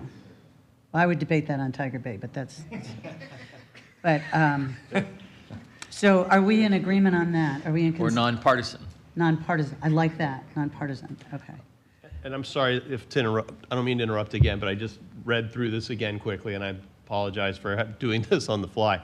But one of the authorized expenditures is literally other expenditures specifically approved by the Board of County Commissioners, similar to the nature of expenditures authorized herein. So the ordinance already gives you that flexibility if the board approves it, so. Who knew? So there you go. Okay. So yes, your policy will there you fix go. that. I'm sorry to have to reverse Okay. course, but. So we're going to write that into policy, everybody's in consensus on that? Okay, So that just, we're talking events, and we're not talking memberships. not talking memberships. Okay. Events, not lunches, not memberships, but events, okay. Yeah. Okay, I don't know if you guys are going to agree with me on this one, but Commissioner attire. And it's only during commission meetings and public hearings that commissioners shall be dressed in business attire. And that no commissioner shall display materials promoting an agency, a cause during a commission meeting, including backgrounds on Zooms or team meetings, and clothing promoting advocacy of an agency, corporation, or cause. Does anyone have a problem with that? You mean flip-flop, no flip-flop? I'm not going to wear anything that is demeaning or disrespectful to, disrespectful to kids or to certain groups of people, or that promote things that certainly do not, should not be displayed. But I don't, I'm trying to find a real polite way to say this. You're not going to tell me what I want to put for my background screening if I'm in a meeting. And I'm not going to wear, just out of professional courtesy, I'm not going to wear anything that's demeaning to people. But if I want to wear something that has a statement on it, it's not Republican, it's not Democrat, it's not independent, it just has a statement on it, I'm going to wear it. So I don't agree with it. My rationale on this is a couple reasons why I feel this way. One, when it comes to Teams and Zooms, I think we should have our seal behind us. It's a branding thing. I think we ought to do a better job on branding for the county. I don't think, and this may not be this commission, but future commissions, I don't want somebody putting an NRA thing behind their head or an abortion thing behind their head or anything that could be political behind their head on a Zoom meeting. I think it's inappropriate when you're doing the work of the government to be promoting other stuff when you're doing the work of the citizens of the county. And so, this may sound petty and we're all grown up and nobody should do this, but I'm not talking about workshops. I'm just talking about professional meetings when you're on Teams or Zoom that you don't have a background that's promoting a cause or a political thing. And that during a commission meeting or public hearing that you dress professionally. I don't, it's. Well, yes, dress professionally, fine, but, for example, I have a shirt that says Black History Matters. Is that a shirt that you all are gonna say I can't wear during Black History Month because Black History Matters? I wear African attire, typically every single day in February because that's my support of my heritage for Black History Month. Some of those outfits have Swahili on them or other things. I know what they mean, so I'm not gonna wear anything that is demeaning or defaming to anyone, whether it's public, whether it's you all as my colleagues, or whether it's staff. But those are things that I like to wear. And if you are of another ethnicity and you desire to wear something that promotes the pride that you have in yours, I want you to do that. I want you to feel comfortable with wearing that or doing that. During Black History Month, I do have backgrounds that they aren't demeaning to anybody, but it says it may have a picture of Dr. Martin Luther King and a quote from him. MLK Day is coming up on the 15th. So right now, my background is something dealing with Dr. King. So I'm just saying that is what I do, and that is my way of supporting what's going on for that particular time, not doing anything demeaning to anyone. And there's some people that may have a problem with Dr. King being in my background, I don't know, but, and I'm not saying you guys, I'm just talking about in general. But that's just something that I do and something I wear, and I don't think that you all get to tell me I can't do that, or I shouldn't do that, so. Anybody else have thoughts? I do, thank you, Madam Chair. I do think that we should have some sort of dress code because we are not the United States Senate. So we shouldn't have, we shouldn't show up in sweatpants or a sweatshirt and conduct business that way. We should, have business attire and not, show up in T-shirts and share different, and not to point out other colleagues, but I thought it was inappropriate having a meeting where somebody was wearing a hat, a baseball hat. That's, we should conduct our business accordingly. Yeah, and so I'm not even talking workshops. I think workshops are more casual, but, so anybody else have thoughts on this? Commissioner Justice? Well, I guess it's that, where's that line? Yeah. If today was a meeting, I don't have a coat on. Several don't have ties. Well, What's the, Business attire is a lot more lax, and business attire, whatever business attire definition is. I mostly don't want to get into causes and stuff like that. We kind of went round and round a couple years ago on that, and within 30 seconds of me suggesting I got a death threat, and I just think we shouldn't go there. And I don't think there's anything wrong with professional attire. I'm not saying you have to have a tie or a coat. I think what you're wearing is professional attire. But I just don't think that we should have language that is sending a message.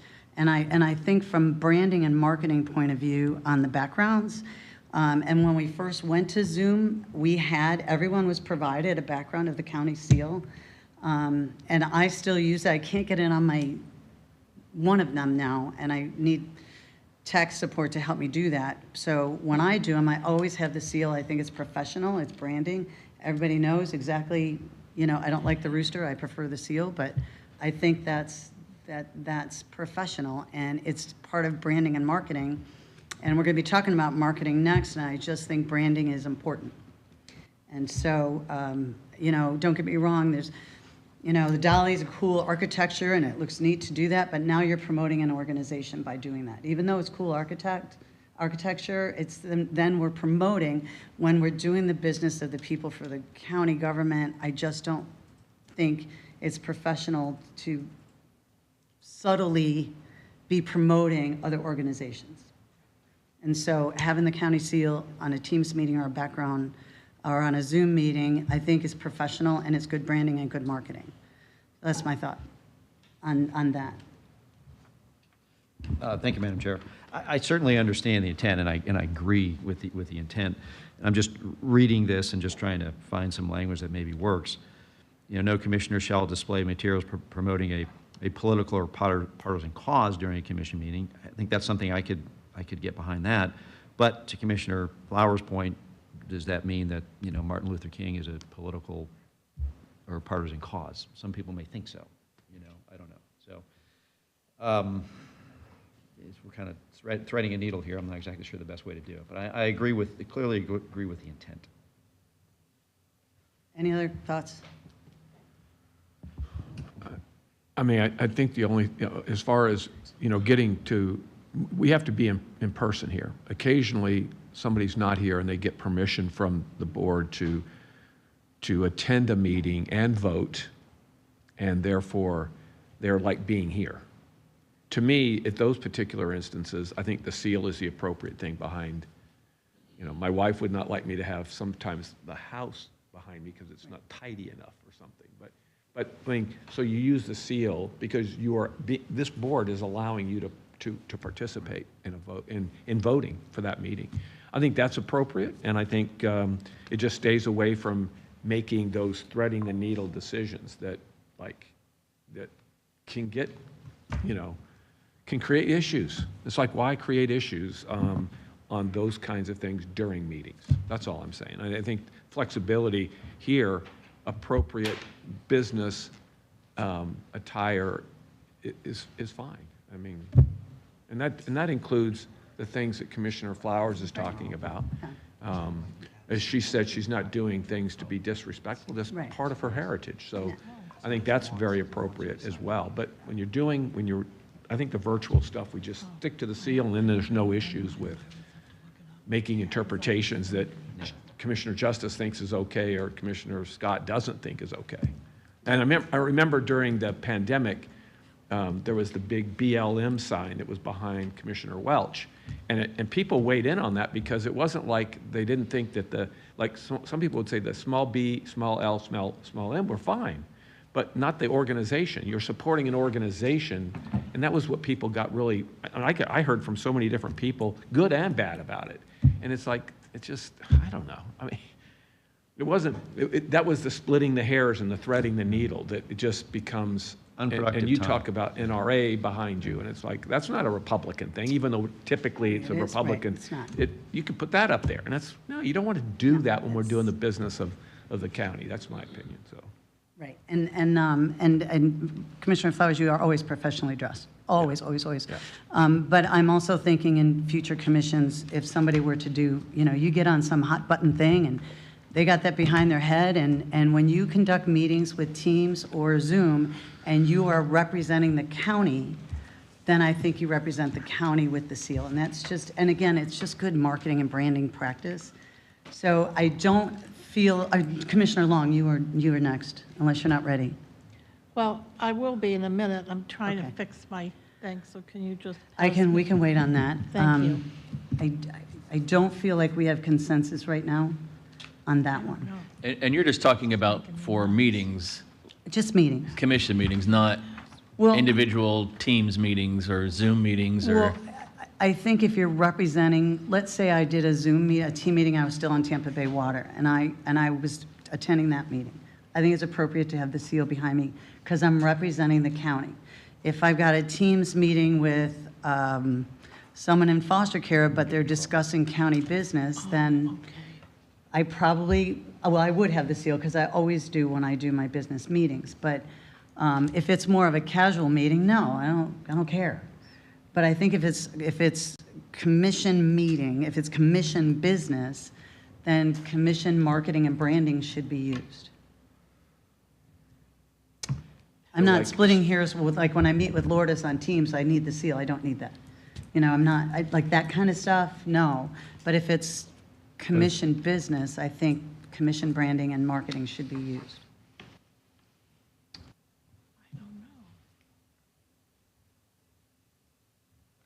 Any other thoughts? And maybe marketing could take this and come up with some recommendations, since I don't feel we have, Commissioner Flowers. No, I would ask this, because I use the blue with the gold seal that we have when I have if I'm online for Career Source or whatever, I do use that, but it looks a little grainy. It doesn't look real clear, so, I mean, this is probably. Yeah, and that would But be maybe a- if they could clear it up. Yeah, or marketing do a- can fix that. Yeah, but it does, I use that when I'm doing my meetings for okay. this, or like Commissioner Egger said, when you all have allowed me to come in through Zoom, I use that, or when I've done Zoom through PSTA sometime previously, I would use that. But it does look a little grainy, and so when you're there, it makes you look a little distorted. Yeah. So maybe if they could just maybe Do a work higher on clearing resolution. that up. Mhm. Yeah. So does it sound like we're okay on just commission business meetings on the Zoom backgrounds? You mean? Commissioner this Scott. Seal background. Seal background. I just have a suggestion, is that where it says this includes backgrounds on Zoom and team meetings, and maybe we just put a period there and just get rid of the in clothing, promoting, or advocating an agency. And that just, Okay, it gives us, I mean, we're all adults. I agree. Back to my question about, are we talking about just when Commissioner Eggers is at home and participating in a meeting?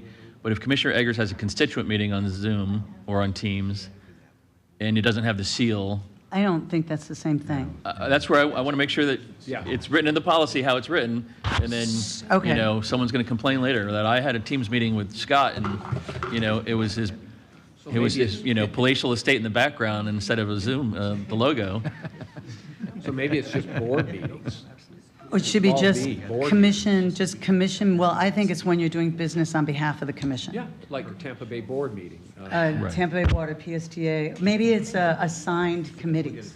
I think we're getting into pretty rigid stuff. so. I mean, Well, at least commission meetings, would you be, I think that's, if you're going to put a line somewhere, okay. but, So strictly commission meetings? You'd and be then what okay if with you the don't, marketing? like you have a problem with your iPad and you have to use your personal one and you don't have the logo on your personal one, and then, my gosh, I can't conduct this meeting today because I don't Right. have the seal in my background, we're going to have to Right. cancel my whole day. Well, and I have a problem because I can't get it into one of the applications, so I have to get Lou to help me with it. And it can happen, but again, I think it's a policy. We aren't talking about penalties here, right? And I don't see penalties really, because you're a commissioner but I think it's guidelines, it's policies and guidelines. So would we have consensus? Commissioner Long, are you ready or no? Yeah, but I don't know what I was going to say because. I of this- like the idea of suggested guidelines, or preferred procedures, but, So if the House is very different than the commission, where you have I to get listen to that. the rules and the speaker rules. These are 7 individually elected constitutional officers. And so that's where I want to get into right. know. Well, would we have consensus on strictly commission meetings that we use the seal for branding and marketing purposes? Would we have consensus on? camera at all. Well, that's not okay, because if you're not seen, you can't vote. Correct, Don? Yeah, the remote participation rules that the board adopted requires you to be able to be seen and be able to see and be heard, so. Yeah, so you have to be seen. So again, that is an official commission meeting. If by chance you're on your personal device and you can't get it, you can't get it. But I think marketing can provide us a high-resolution background that we can put on all our devices if we need to. But if we narrowed that down to just, because we don't have policies, Zoom is new. I mean, that came in with the pandemic, and as new technologies come out, I think if we just stick to branding and marketing, that for commission meetings, doing the business of the work, just commission meetings, I'm not going to care about workshops, because workshops are more casual, but during commission meetings that we use the seal. I'm good with that. Commissioner Flowers, are you okay with that? Mr. Justice? Yeah. Yes? Okay, so just commission meetings, we use the seal. We'll leave the attire out. We don't have consensus, I don't think, on attire. Well, that's Mike- what I wanted to We'll just- address, Commissioner, if I might, because I have found the African heritage attire that you have worn, Renee. It's really beautiful. It is beautiful. And we had a member in the Florida legislature that used to do that as well. And I found it almost educational, because in her world, it represented the different tribes of South Africa, and I just found it. And plus, they're beautiful, I Well, think. They are, and she's always professional. And that doesn't mean 10 years from now. No, I Commissioner, get it. you know We're what I not mean? talking about individuals. Yeah, yeah, and I never knew any of that, because I don't know the language, I never knew there were messages, so. But it is, and you always are professionally dressed, so it's nothing, everybody here is always professionally dressed. But I think when you look at procedures, you got to look at the future too, and you just never know. You just never know. But it's a living document. And it can always be styles changed. change, people Yeah. change, and who knows what crazy thing True. people are going to So be wearing professional and 10 years just, from now. Cultural, attire. If I was a Scot and had good legs, I might wear a kilt during certain months. But I'm serious. There are folks that Yeah, but- during those certain months of the year, like I Yeah. think it's in March when they really celebrate. But you can wear a kilt still professionally dressed. Yeah, I'm saying that, so I think if But- you say cultural, Now you have to do it, Martin. oh, dear But, God. but I don't think we had, so Commissioner Eggers, my opinion is we didn't have consensus on professional attire. Am I Oh. correct on that? What- Well, what would be the alternative besides Well, I don't think we professional? address it. We're not addressing attire. We're just addressing marketing with the logo in the background during I business think meetings. professional attire is, I mean, I think that's just so we don't show up with flip-flops. Yeah, but, I think that's you know, fine, professional attire. Even though I was Are thinking you about okay wearing with professional flip-flops. attire without a Well, definition? yeah, and I'm reminded of the days in the Florida House where My biking women gear. were not allowed to, they had to wear nylons. Oh, God. Nobody wears nylons anymore, hardly ever, unless Well, they're I black got leggings. reprimanded. I got reprimanded in the House for wearing a shirt that said, "Women belong in the House and the Senate." Because I had words on there and it was making a statement, and you're not allowed to make statements. I'm not saying I want to go that rigid, but I was making a statement. And I just think when you're conducting the business of the people, making personal statements are inappropriate, and that's why I think professional dress is not asking too much, and I'm not getting into the weeds about statements, but I think it's inappropriate. Even though I got reprimanded, I was mad at the time, but when I thought about it, I was making a personal statement. So, Beverly Young was put out of the, so. out of the Congress when she wore that shirt up in the Okay, gallery. so I didn't think we had consensus on just business attire in commission meetings and public hearings, but do we? If I take away the language of writing, If we don't know what it's defined, I guess it's the same, you know it when you see it, I guess, but. I'll call you out. Nobody's never been unprofessionally dressed. I mean, nobody ever has. I'm just saying, you never know. It's a very different world, 10 the years fact from nobody now. wears ties anymore, to things, but whereas 5-10 years ago, that was very different. Yeah.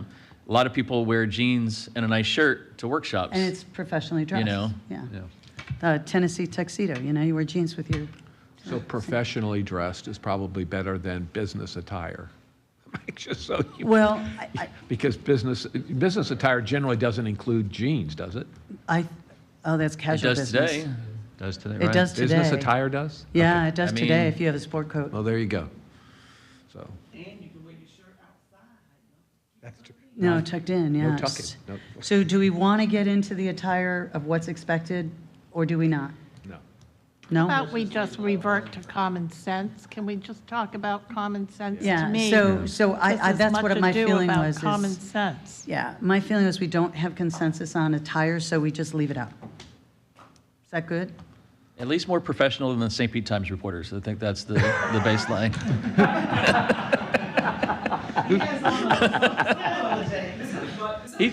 He's been laughing the whole time. I had to take a shot. No names being Who's mentioned. sitting here wondering why we're talking for 30 minutes about Better than John attire?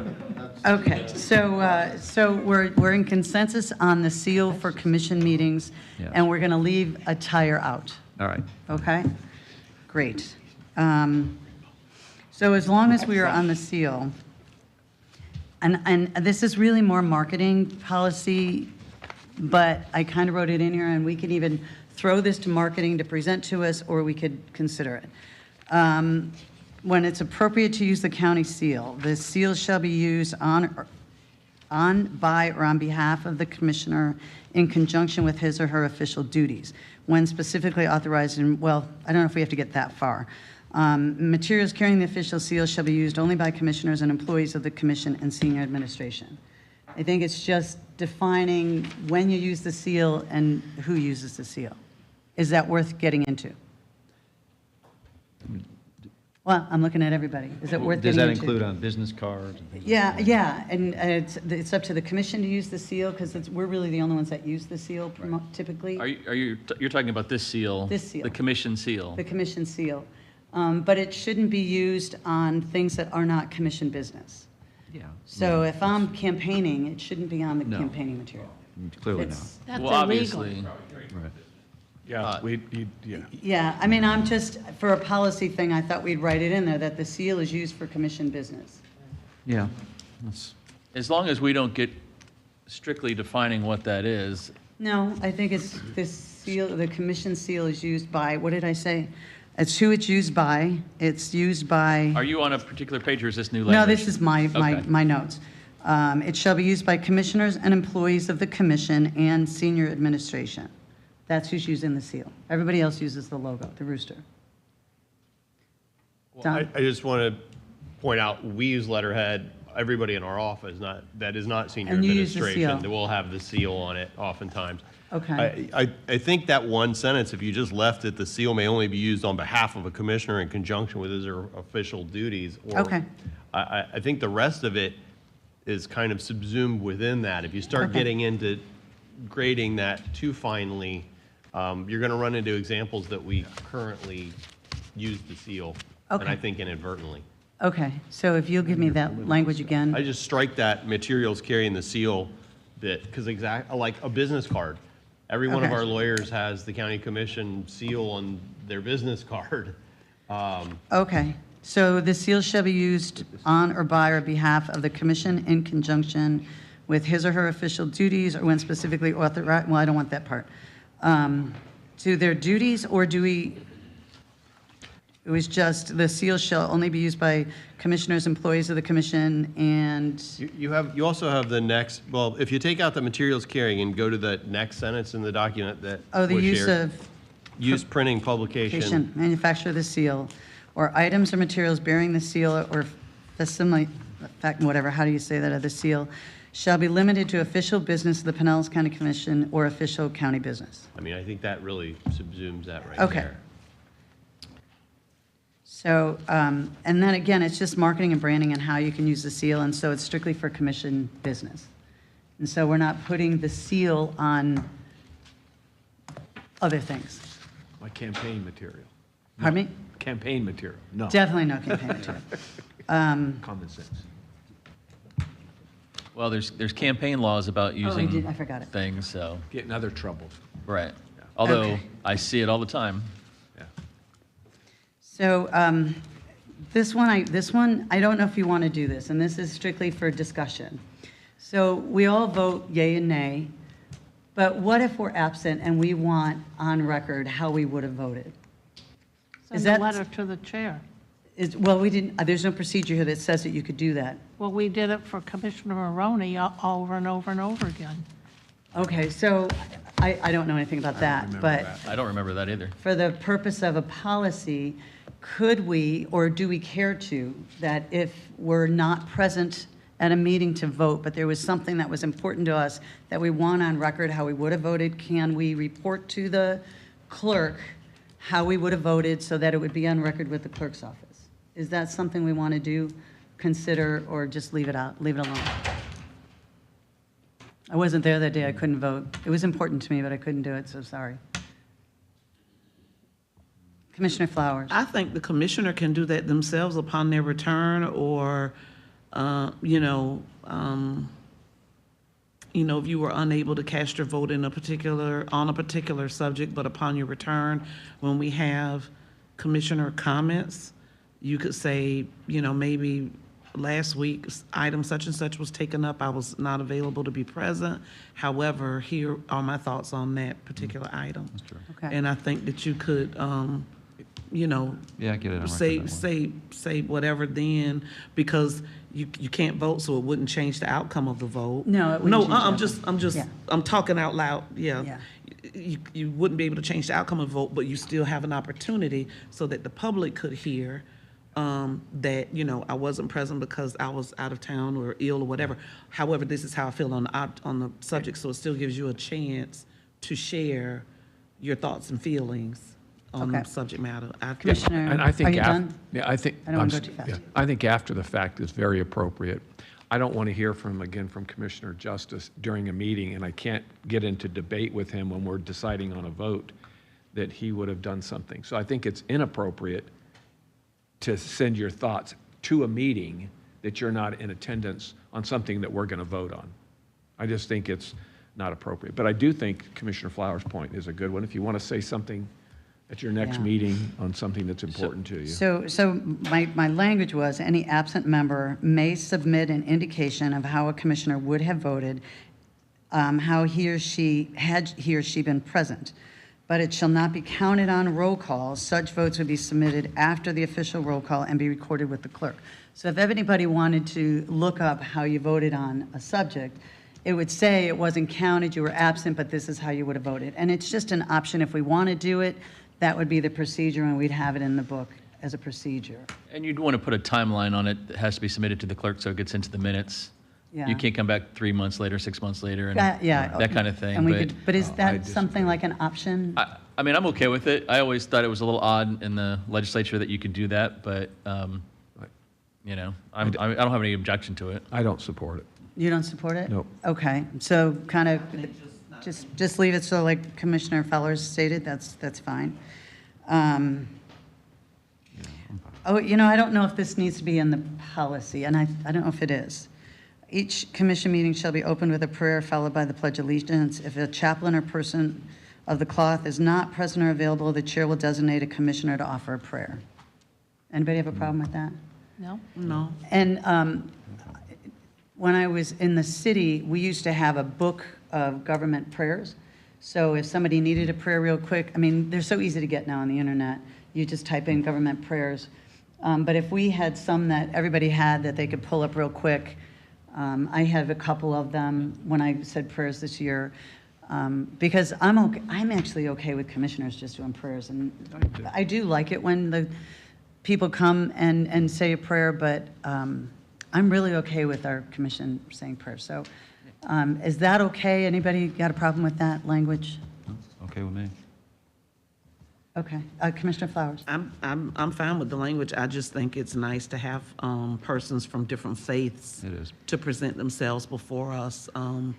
Do you want me to put that better language then? No, I'm okay. I'm just saying, when you were saying, I think it's okay if just commissioners, you would be okay with only Yeah, commissioners I like doing the prayer and other way. not clergy. Yeah. And I'm just sharing why I think we should continue with clergy, because they do represent the various faiths Yeah. of those of us here, people in the community. And, you know, we do go to their churches asking for support. So I just think it's good to have them here. I know there was the one where there was some concern. I wasn't at that meeting, but I heard about it and I went back and looked at it. But I do think for the most part that the clergy that comes are very comprehensive of everyone. Okay, so I agree with you. And so you're okay with that? If a chaplain or person of the cloth is not present, or faith, or however is not present, then the chair will designate to a commissioner to say prayer. You guys okay with that? Okay. I don't know if I'm going to put that in there. And then this one, we have casually kind of brought this up when we talk about electing the next person the chair. And this one, this is up to you guys all to yes or no. I personally think it's a huge advantage if the person is the chair and they're up for reelection. I think it gives them a huge advantage, and I think if you're up for reelection, it's inappropriate for you to be the chair. But that's my personal opinion, and I'm going to leave this one up to you guys to see if you agree with me or not. You get more face time, you're on TV a lot, it gives you a huge advantage, and I just think it's not appropriate. But that's my personal, so Commissioner Flowers. And here's why I don't agree with that. I understand what you're saying, but any of us at any given time could be in front of a camera to give our, to talk about the beach renourishment, or, we have our dear reporter over there, so, he'll write articles, and there's a lot of dialogue and discussion, but maybe only 2 or 3 persons are pulled out with their comments in that. And so I just think that as long as a person is conducting themselves accordingly, and that while they are performing the duties as a chair, that they're not out talking about their campaign, but they're performing their duties as a chair by the additional meetings you all have to attend, and the additional things that the chair and vice chair has to do.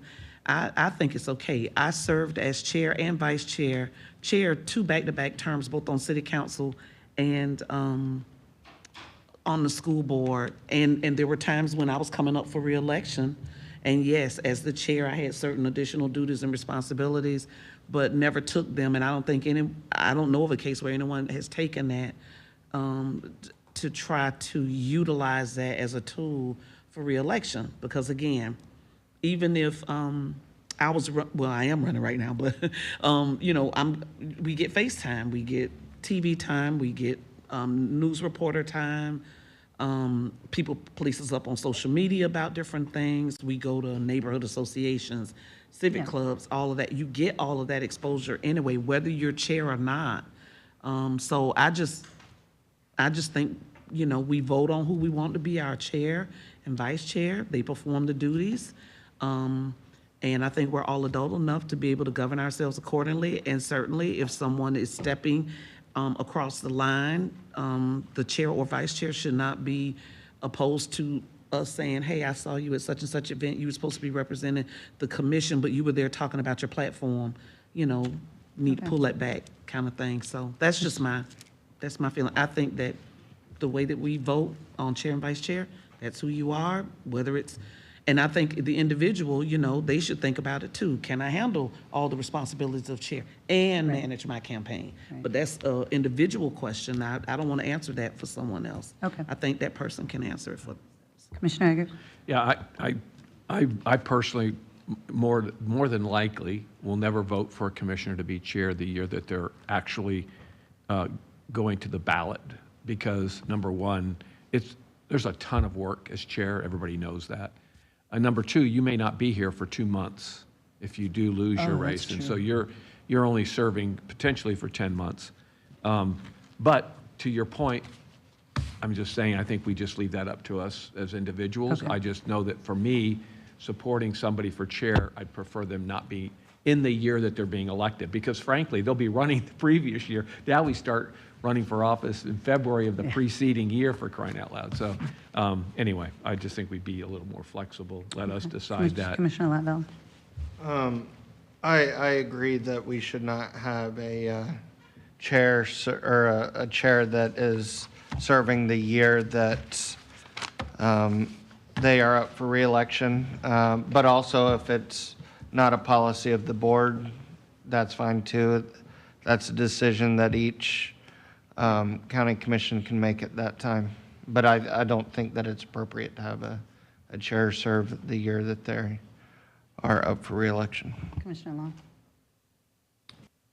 I don't think it makes a difference. As Renee said, we all can call on the press or have FaceTime in the media anytime we need to, or have an issue that we want to Okay. highlight. Okay, so we will not include that. Commissioner Flowers? I'm not picking on you, Commissioner Bryan, but are you have to campaign next time, right? In 26. Yeah, so this would affect him. No, because he's 25. Okay, I talking about apologize. who's I ever gonna be apologize. 26. I was just saying, Yeah. let's So not make a I decision think it that's would going to be- affect. Yeah, I think it would be inappropriate if he were chair, but that's my personal, yeah, that's my personal, but I don't think we have consensus, and I agree, you can vote how you feel about it when you vote for it, and so we just don't, these are just recommendeds for discussion, not, nothing I'm hard and fast on. And I don't know how many times it's happened in the last 20 years. I think the last time was 2016. So Yeah. I thought that guy did pretty well. And he did, actually, he did. Okay, so the only other thing I had was individual budgets, and Barry and I have talked about this and how maybe, and I don't know if you want to do that today or we want to do that during budget time. Because we can move on to marketing otherwise, Well, the question that unless Commissioner... somebody else has other recommendations. So the question Commissioner Peters posed to me was if you have a centralized account that we charge things off to, and whether you want to individualize that account back to each commissioner. So, you in essence deduct copies or charge things back to each, and you have a true budget, not a centralized account. So that can be done. It's really a preference of the commission. And I mean, we could go so far as to looking at the entire fifth floor budget and divide, we've looked at a couple different commissions and not in depth. I haven't looked in depth, but a friend of mine who's in a commission in Georgia, she gets like a 300, because it's all her staff, it's her salary and her staff's salary, and it's any of her office supplies or however she wants to spend her money for, meetings and stuff. But she's in charge of that whole thing, and then it gets accounted off, right? And so, now, she's different. She doesn't want 2 staff members like the other commissioners do. She's actually hiring consultants, which I wouldn't do, but, you know, everybody has their way of doing work. But you have that, and then everybody's responsible for their budget. If let's say, and whether it's our individual budget, just office budget, and not the whole administrative plus, I think that each one of us should have an opportunity, like Commissioner Flowers is running for president for FAC. And I think that if you're running for an office like that, there's a good chance you're going to need to have your staff go to other meetings, and you may need an enhanced budget. And so if it's all a pooled budget, that she has the opportunity to kind of work her budget for what she thinks works for her. Or we all have it designated and we make it work, but I just think something like when you're going to be president of something like FAC, I think your expenses are going to be a little more than any other commissioner. And so we know in a couple of years, she's going to have those demands, and I think she should have the ability to accommodate that. What that looks like, I don't know, and I think it's something that maybe isn't in this policy yet. It's going to be when we work on budgets, how we want to do that, because, you know, that's just kind of my thoughts on that. Yeah, I mean, I think every year we talk about budgets, so every year we can talk about that. If Commissioner Flowers is going to be the president of FAC next year, for instance, then we would say, let's add $2,500 to her $10,000 budget so she has more money in her budget to do that. Right. I don't think we need to have the question about supplies is a different issue, but we all have our individual budgets. I don't think, is there a communal budget also that we can tap into, and what is that amount different? Well, no, I'm sorry, there's a communal budget that is like we shared the copier. Right. You don't pay 1/7 of the copier out of your budget. That copier is paid out of the 5th floor budget. Those kind of things. But there's not a communal budget. So what's I'm sorry, I thought we each had $10,000 budgets, so that covered everything. So we're saying there's another. You have that budget with your office that covers your Right. additional postage or your conference travel, that kind of thing. But there's a 5th floor budget, and I don't know what it's called, that covers the copier and basic office supplies. Right. And I don't think anything more than that. Well, it covers staff salary, it covers. Well, I think that's even a separate budget. It is. In essence, we cover your staff salaries, okay? And then you have an account that is $11,440 per office, and that's for travel, that's for any of your expenses. That's the way it's been broken down, and then we budget salaries and kind of lock those down I don't know if you do that, Chris, as a whole, but as a whole, okay. And so, because there's differences between aides, even in the salary because of longevity and things like that. So all the repair and maintenance and all the supplies and all that stuff gets a portion to each of our offices? So right now, No. So for instance, right now you have a shared budget of $2,420,000, $720, and then $11,440 per office. If we were just to divide that out, you would have each office, you'd have a shared account for just copy or things like that of $107,000, and each office would have approximately $130,000, and that would be your salaries, your aide salaries, So it's however you want to do that. I mean, well, that didn't clear it up at all for me, so I'm sorry. I'm just confused now. Well, we Sorry, have Barry. a shared account, and that's where we budget salaries because we know what those are. I'm And not then you worried have about- I'm not talking about $11,400 for travel. salaries and all that stuff. That's separate. I'm talking about the operation of the floor, salaries aside, products from that. We have a room down there that has supplies in it, has copy machines. And it's all shared. So the cost associated with that gets split in our 7 budgets. It gets paid out of a shared account. There's a separate line for those supplies. So the only issue would be if, someone was going in and making 1 million copies, one office was, abusing the kind of thing. That would be the only time.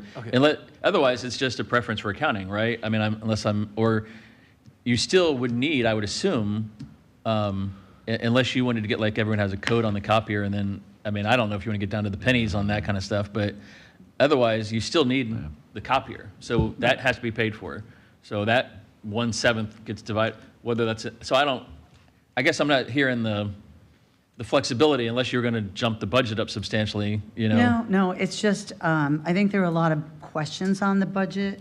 And so what I would like is in this policy document that it was clear, like Chris made the motion and it wasn't clear. So each department, each office has their own budget and it can be used for this. There is a shared budget and if that's how you want to keep it, that's fine. I just want to make sure that we talk it out. So when you're onboarding, oh, well, my copiers aren't coming out of my $11,000.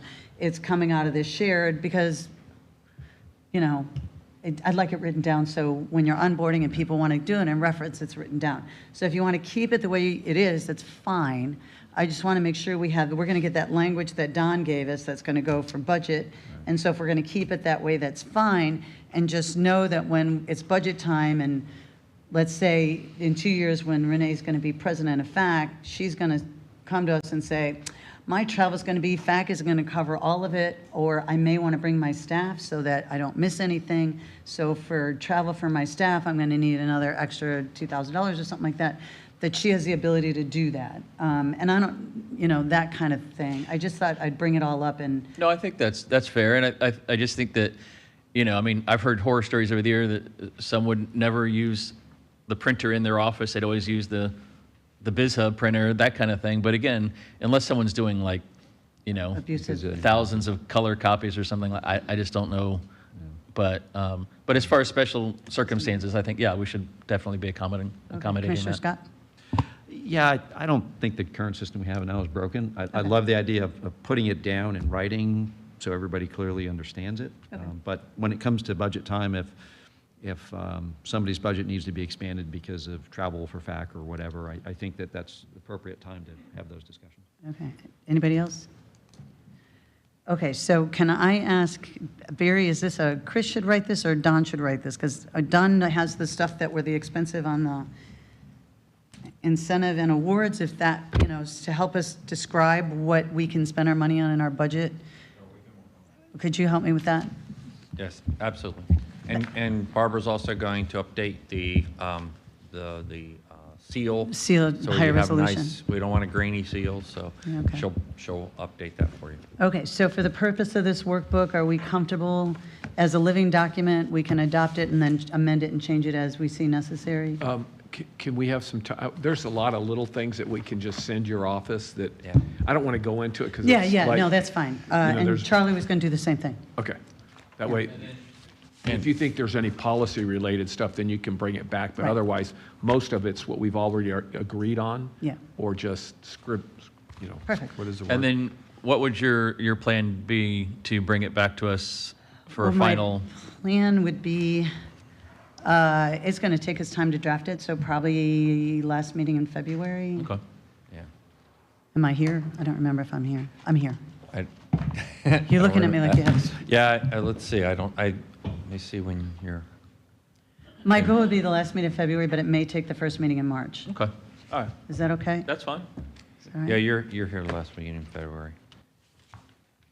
So yeah, either the end of February or early March. I kind of want to have it by Early early March, you March. won't be here. So we got a little more time. If anyone else has any added recommendations, let me know. And thank you. This was a good exercise. I think there was great conversations. And I appreciate you guys taking the time to do that. So we have one more thing on the agenda. Barry, it's marketing. So kind of related to this, but a couple of years ago, we tried to develop some policies and we had some discussions around items that you take out for events. And so sometimes you're meeting with a dignitary from overseas or something like that, but we didn't have any consistent policies on when you go out and meet with kids. Sometimes commissioners would, come and look for something because all of a sudden they've got something that'd be nice to be able to hand out, but we didn't necessarily have any policy around items. And there's different thoughts amongst commissioners about use of trinkets and things like that. So we tried to develop some policies, and Barbara had initially had a conversation with you all, and then I think we just got away from that. And so we thought it'd be good for her to bring back some items and things to talk about it. We also found out through this discussion was that different commissioners, some commissioners knew about things and other commissioners didn't. No clue. And so We thought it'd just be a good discussion, and that was separate. We were planning on this separate from having the discussion around the policy. We had really wanted to have this discussion for some time. We just thought today, you know, kind of the break in the first year, we talk about that. We can, depend upon the discussion, then we can, you know, we can order items, and then we can have a policy on how in which you access those items and for what purpose. Right, and then those policies would go in this handbook. Yeah, exactly. And I did get Hillsborough's policy. If in this discussion we decide we want to see it, I'll have Nick send it out, but I'm not going to inundate you with emails right now. All right, good morning. Right. Morning, Barbara. Good morning, Barbara Hernandez, Communications Director. And on this, well, to my left side, you have a challenge coin that's going around, and on the right side, you have a key to the county that is going around, so you can see those, what they look like. So we'll have a brief I discussion. want it back, so. 18 karat gold. We'll have a brief discussion about recognition items, and as Barry stated, we'd like to get your feedback on, is this something that you wish to continue? What do you prefer as a board to have? And then how do we want to obtain these items in the future? So there are three primary types of items that we provide, and when I say we, our department keeps it stock, and we provide it to other departments or to the BCC offices as needed. The first one is general giveaways to get attention of audiences at events, also to educate or incentivize behavior. A good example of that is we partner with Public Works. They go out and they do Move Safe Pinellas educational programs at schools. And so there are some books on bike safety or different materials that we give to the students and the kids to take home as a reminder of what they learned. We also have giveaways that are provided through Visit St. Pete Clearwater for reminders about Pinellas County as a vacation destination. And VSBC administers those items out of their own budget and their own department. And then lastly, the one that we're going to focus on today is the gifts for dignitaries and special guests. So this could be recognition for someone who is visiting internationally. This could be for individuals who are involved in public service. This could be for hometown heroes, for an example. One thing that I wanted to note is at the county, we are very particular about how we manage giveaways. We actually created a few years guidelines for departments. And so what we have now is anytime a department has a set of events that they're going to hold, educational programs, they work with us on identifying first, do we already have items that we can get rid of by attrition, things that we've had for many years that we can still use and still find value in. And then number two, identifying the functionality or the need for that product before we go out and make any purchase. So it's a very, very well-governed program, and it's working really well. We don't really get a lot of requests because departments are already very judicious in their use of these items. So what do other communities give out? I was speaking with my counterparts in Hillsborough and Pasco counties, and generally the same type of items came up. So lapel pins, mugs, pins, and also some tourism bags for some of the higher ranking officials. What have we done in the past? We have done gift bags with various items from Visit St. Pete Clearwater. You may remember some of those nicely branded tote bags, beach towels, sunglasses. We have also done the key to the county, which is what you have going around, and we have done glass business card holders, and that has been through VSPC. So when we talk about the key to the county, the one that you're looking at, we actually cannot trace back when the last order was placed, so this has been well over a decade. And we actually have run out of supply. The vendor that we used no longer carries the die cast that he used to create our model because it's been that long ago. So you have the one that we've used before. We also can look at some other models with the updated county branding or some creative around some of the natural scenery and landscape of Pinellas County. So there are some examples to the right of the PowerPoint slide. Another idea that has been proposed, and I know is very commonly used in public service environments, is a challenge coin. Obviously, these are not Pinellas County branded challenge coins because we don't have challenge coins here yet. These are some examples of what has been done in other communities. And we thought we'd draft up some ideas and some concepts to give you examples of what a challenge coin might look like. You can make it as simple or as elaborate as you would like, and certainly you can have the BCC seal on one of them, or the face, or on one of the faces. You can have both faces. Other ideas that come up when you talk about special gifts for dignitaries, especially being in Pinellas, blown glass from local studios, chocolate truffles, custom designed beach towels, locally made products, for example, soaps, and local museum gift shop items. So examples of cost for the two main ones that have come up in the past, the keys to the county, we're looking at anywhere from $20 to $50 each, depending on the size, the style, and the quantities. The challenge coins, you can look at anywhere from $3 to $18, depending on, again, the style that you're looking for. So for an example, you could get 100 2-inch coins, full color, for approximately $430. Other gifts, they vary widely. You could start at a few dollars. The average price tag we have seen on these more special gifts is about $25 to $30, and they can go up, as high up as you can imagine. So we wanted to give you this background and get your thoughts on, is this something that you would like to pursue? Do you have a preference for which kind of giveaway items are ideal? And then obviously any design work would be done in-house through our department.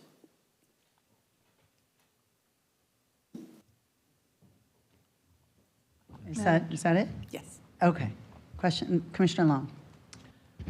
Yes, well, thank you for bringing this forward, Commissioner Peters, because this particular issue is something that I have been harping on since the not this last year, but the time before when I was chair, because it didn't take long in that capacity to recognize the importance of having, I like the key to the county, and I'd like to give you just a couple examples of how much that means to someone from another country or another culture, because I don't even know where we found them. I think it was when Doyle was still with me that we found a little supply of them, and I have used them so judiciously.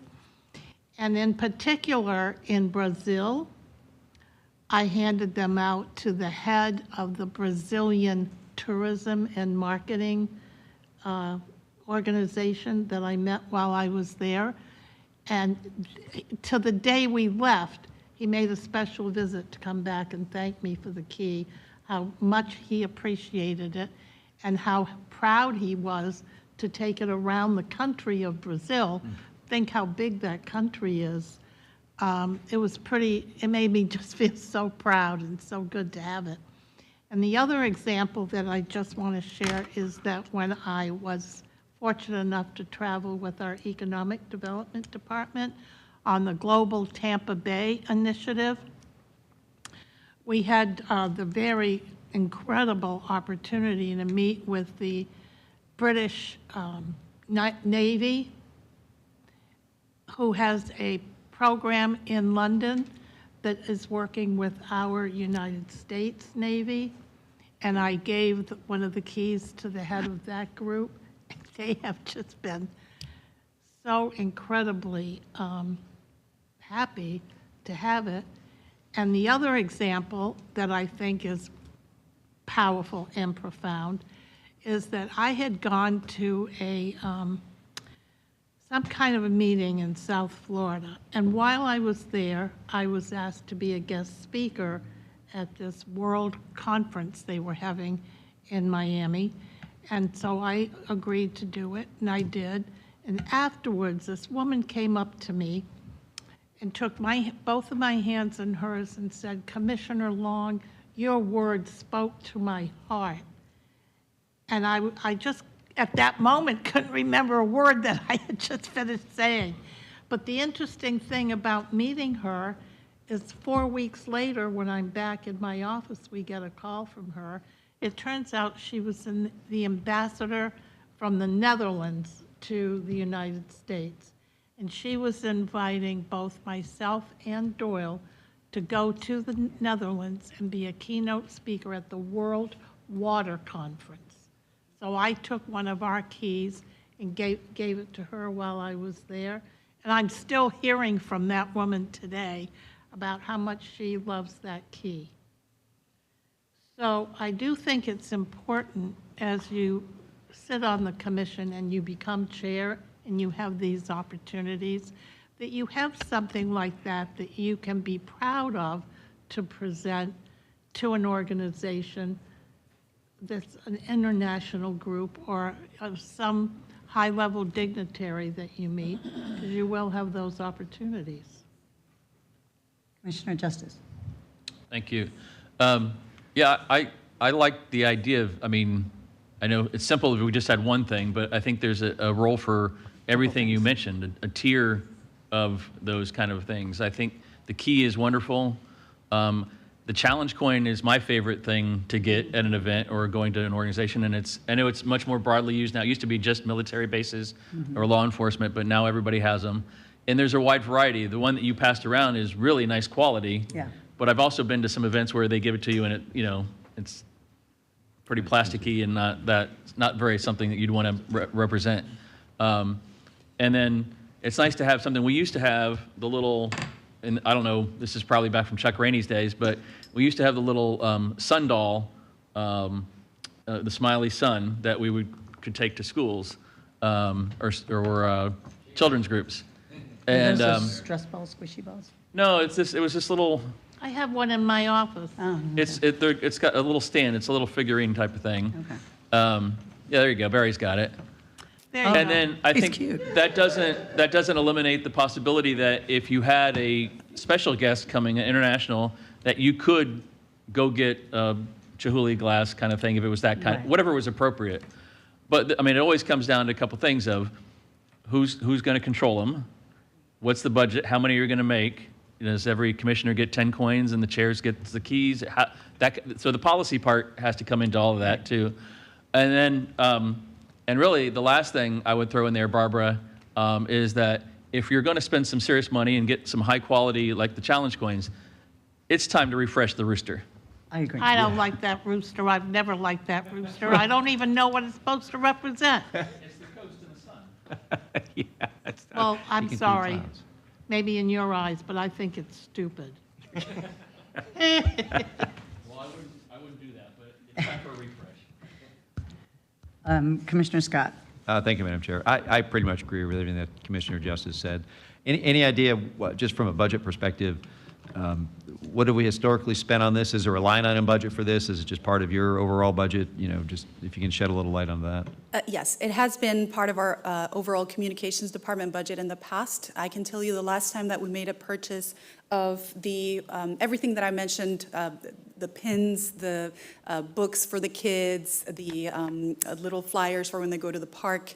It was about $2,000, and we were able to obtain over, I think it was over 1,000 pieces. So it was less than $1 each. We're very conscious of the cost of these items. And we do it by attrition. We actually have a keyed a closet, and Either the county that fits in there? yes, and only a few people in the department have access to it. We do an inventory every year, and we look at what we have. We also have like a key or a cheat sheet, so to speak, that says, if you're speaking to this audience, here are the types of products that we have, and here's what we recommend you use, or messages that you can use when you bring them to the kids or to whoever it is. Right, great. Thanks. Commissioner Flowers. Thank you. I remember when we talked about this right before Commissioner Seal left, and she was saying she had a ton of different items in her office, because I think there was an event I was invited to, and I wanted to present them with something, and I was told we didn't have anything to present. She had 2 big shopping bags full of stuff. Yeah, and that, and she said, come on down, I got all this stuff down here, choose from that. So I am glad that we're talking about this. I love the challenge coins. The sheriff office, the sheriff's statewide organization passes them out. When we have FAC and NACO, we have, the current president of FAC, Commissioner Bill Truax, passes them out from his county, a couple of other different counties. And so they are, I have all the different ones, and I've now put them in a glass frame thing. but they are really cute. So I'd love for us to do something like that. The one you passed for Congress around, I like the quality of it. I also like what you have up there that looks quite professional and distinguished. The blue one, not the one with the swan and all that, the bird, the crane or whatever that bird is. So I do like that. I think we do need to establish some parameters, though, if we're going to do the key. When I served on council, we had keys, and so it was like everybody was getting the key to the city. So it took away from the Value. importance Yeah. of getting the key. And so guidelines were put in place as it relates to how a person would receive the key to the city. Pretty much like what you just described, Commissioner Long, you know, that lady and her title and her opulence. And then they had the big key, but then we had these little keys that were like little Lapels. pins. So I'm just throwing that out along with the the challenge coin. It was a little, and it wasn't like the key to the county, but it was just a little key, kind of like what we have for our Lapel, yeah. our county pen. So, you know, and to be quite honest, I have pens from cities from all over because people trade them when you go out of town to conferences and stuff. And some people just take such great pride in wearing them from all over, whatever. But so I do like the key, the bigger key, but some rules and parameters about who would qualify for that big key. And then I love something a little smaller that we could give out. And I like Mr. Sun, you know, when I like Mr. Sun, or something fun for kids, because, you know, when you're speaking to classrooms, or if you're doing some event with schools, I know for civics, they ask you to come in and talk about what you do as a county commissioner, and what is your role. So maybe something cute and fun for them. We bring sunshine.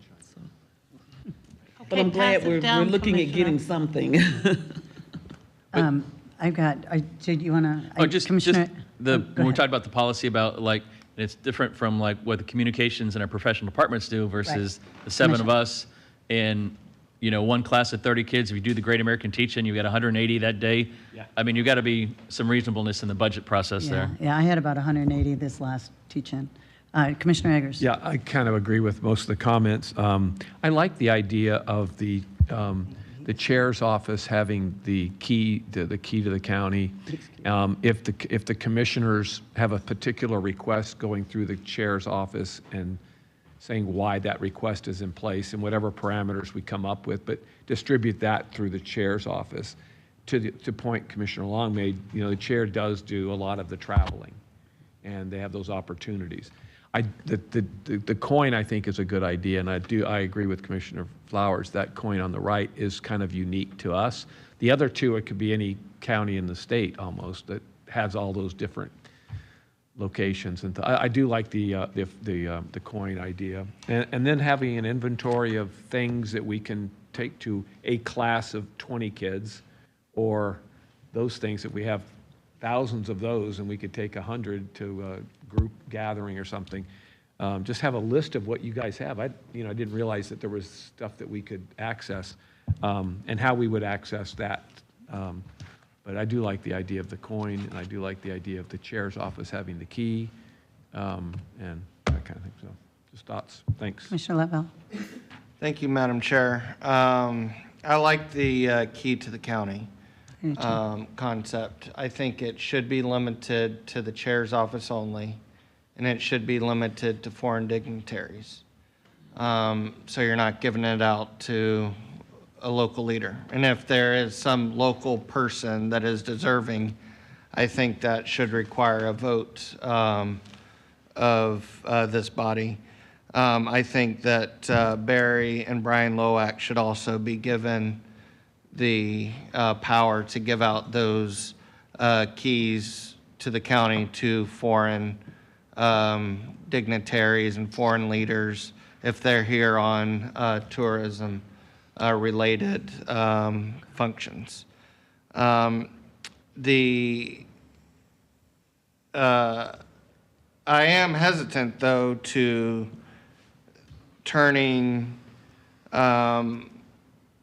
some of our duties into a gift shop. I like the challenge coin concept. and especially if we're given, a dozen, or 10 challenge coins each to give out to, different folks, or if we're even given, 15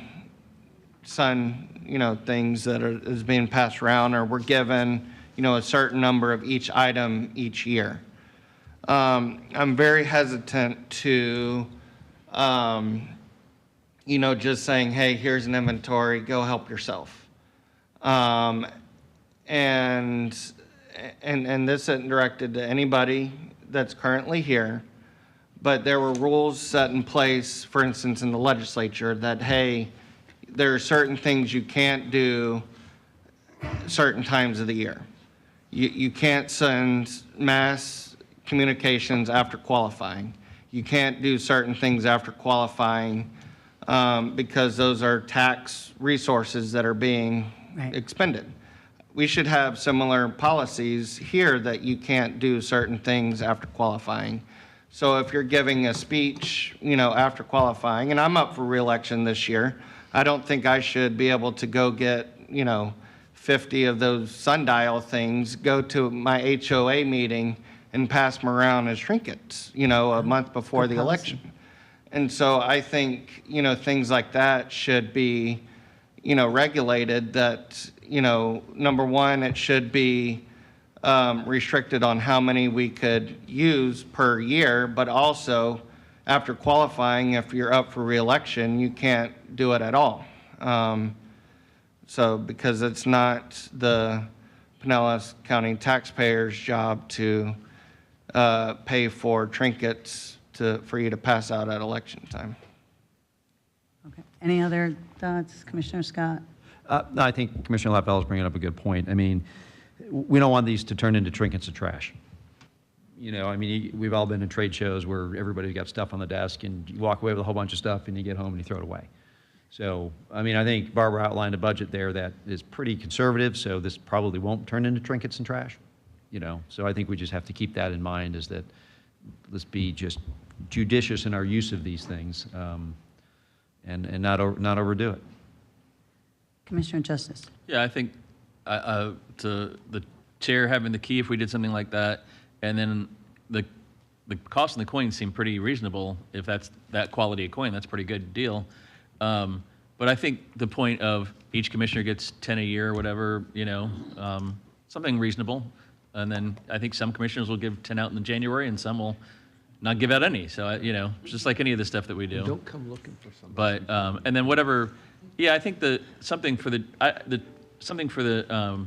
fund for the children, that's got to be something more, the coloring book or something that you can get mass produced.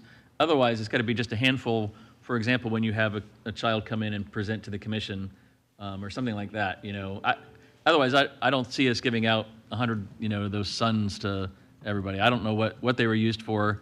I know some legislators used to keep some kind of stuffed animal in their office, and give out if tour group, something like that. But beyond that.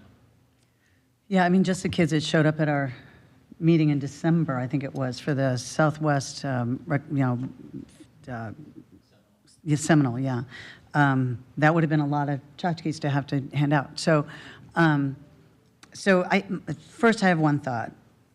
Is that an expense? If I wanted to get challenge coins, and I have some, and I brought examples because I knew we were going to talk about it, and I personally like the smaller ones versus the really big ones, because a lot of those cases that you get that are framed, the smaller ones kind of fit better. They're kind of made for it, though there's more bigger ones coming out now that might have changed since I bought one. But, I had one in the legislature, but this is something we could buy on our own in our budget. So this is another thought, and I'm just throwing it out there.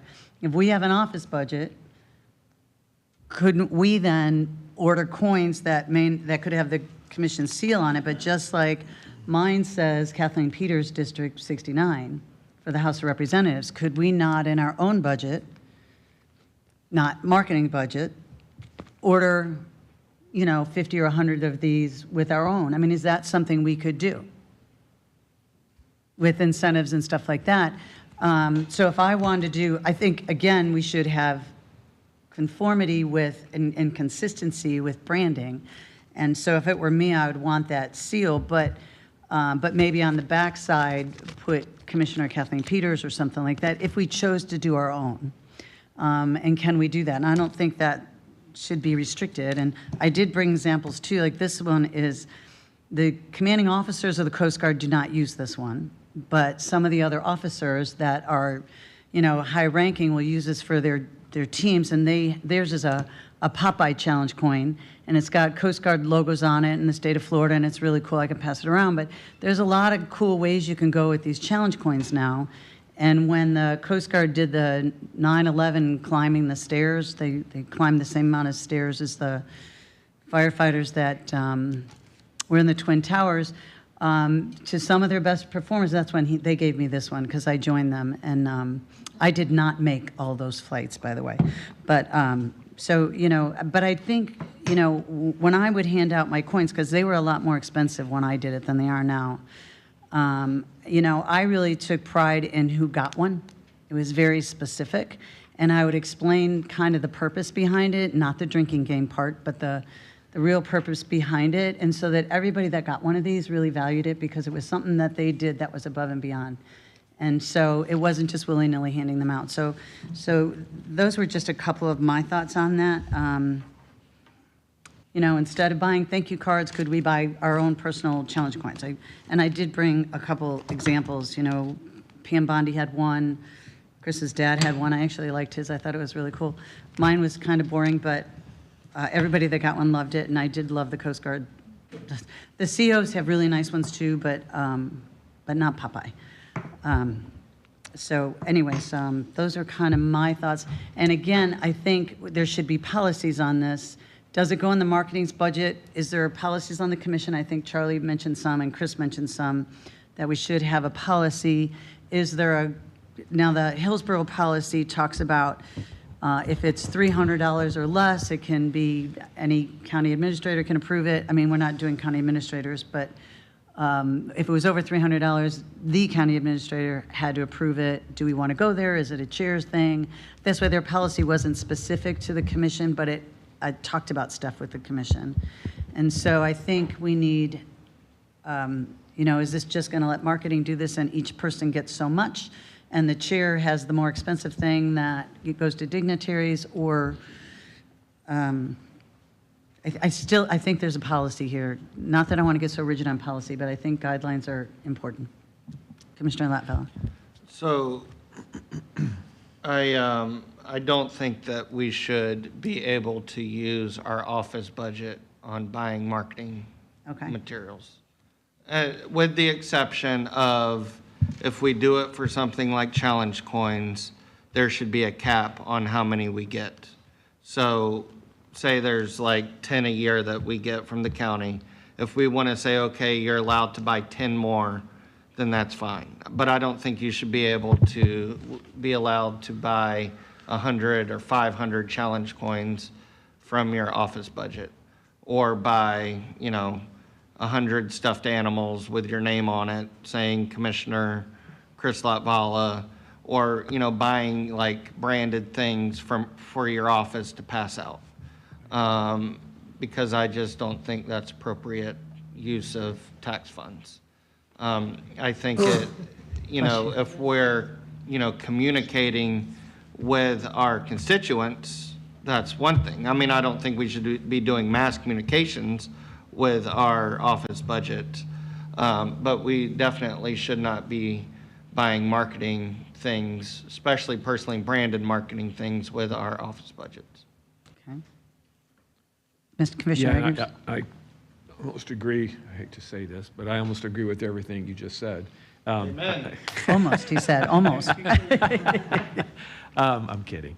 No, I just think nothing personalized. I think that's kind of silly. And I think to the point of the chair's office having the keys, and I think that's a very appropriate. We each get maybe 10 a year on the coins, and use them how you want. But I don't like the idea of personalizing anything with any logo from the county on it. So if you want to do something on your campaign stuff, that's different. But as far as the county logo goes, shouldn't be personalized. That's my thought. Oh, well, and I did talk about county seal being used strictly for commission business. So there you go. And would that fall? And I just want to make sure then, is under that incentives part of the budget, Don, can we buy marketing things, just to make sure it's clear and stated that we aren't buying personalized marketing things? That would be kind of up to the BCC to determine that. I mean, you guys need to draw the parameters around that. Otherwise, it's in accordance with what Barry puts into his policy. And let me see if I still have this up. I do. Give me just a second. The types of specific items in here are, well, sorry.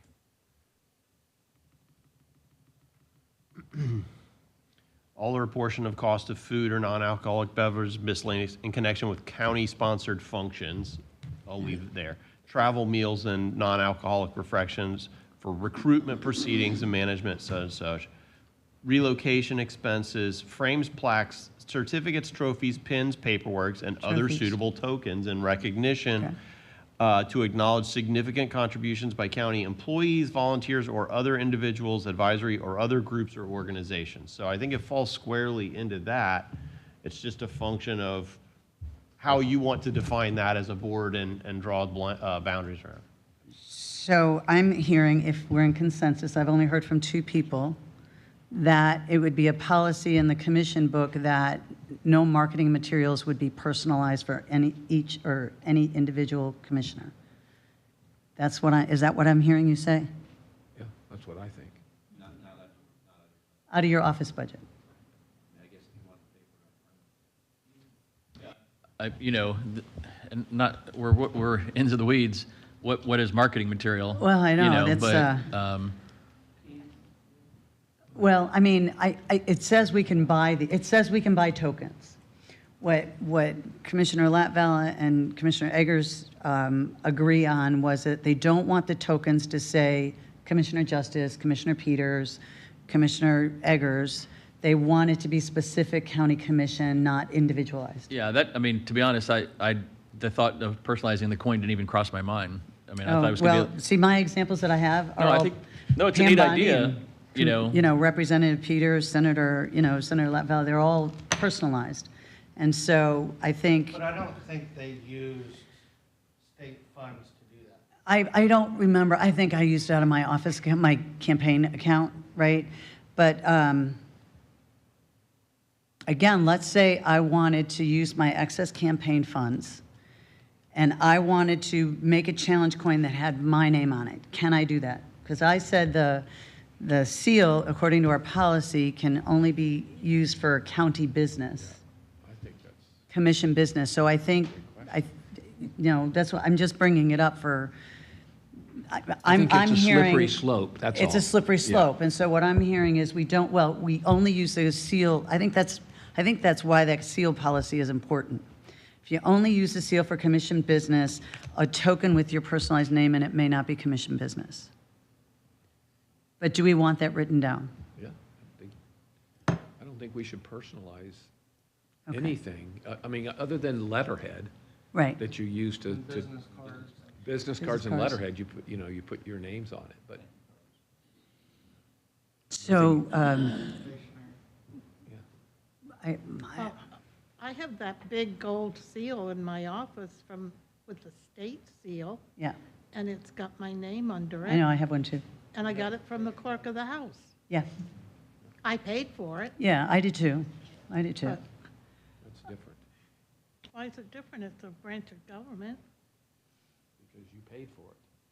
Well, okay, that's what I'm so saying. he's asking I But don't what think- if I paid for But this? but if, you mean out of your personal money, Out of my personal money, but I use the county seal. I think, perception, I I think. think we gotta be Isn't there careful. a county logo, not a county seal?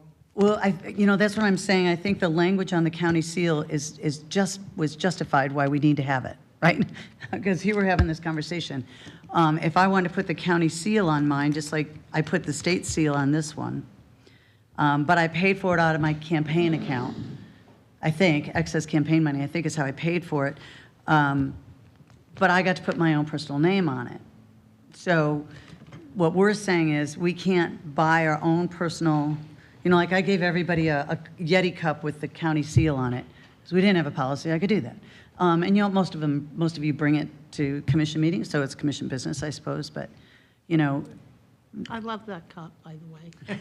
So, and, and I did put your names on them, so I personalized them, but I think since we're bringing this up, I think it's something to hash out. You don't want to share? Any other Well, thoughts? The other thing, Commissioners, is remember when she talked about the range and price? That's based upon volume, so if we can order them as batch, you're going to get a much better deal than, Right. Yeah, certainly the ones that are out of whatever communal fund what we're using should have, and I go back and forth. I mean, I like the very professional on the one side. The back, I'm probably a little more flexible, but as far as buying an additional ones that on the back have your name on it, I don't know where that line is. I mean, special office account's always been a little more loose. Yeah, it's like if I wanted to get pens, that I had my Commissioner Kathleen Peters on to hand out pens, and I can use it with that account, the Yeah. excess campaign account, I can do that, that's within the law. But if we have parameters on the seal, that could prevent me from putting the seal on that pen. I could put Commissioner Kathleen Peters, but I couldn't put the seal on it. Unless Yeah, I'm using that's- that pen strictly for commission business. So I think that's why the seal language is important to be a policy, but I don't know. So, I don't know, do we go anywhere with this, or we just all in agreement that we don't personalize it, but if there's no policy,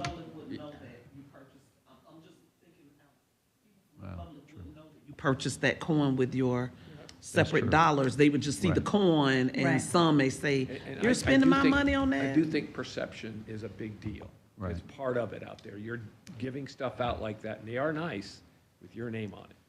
Like, okay, they're using, I mean, I just say, we don't do it now. We don't do it. so I think, Don, That's do a you good point. think the language on the seal covers this, so it can't be personalized? Did we make that language strong enough that we can't personalize marketing materials that way? No. No? I don't, basically it says the use, printing, publication, or manufacture of the seal or items or materials bearing the seal must be limited to official business of the Pinellas County Commission or official county business.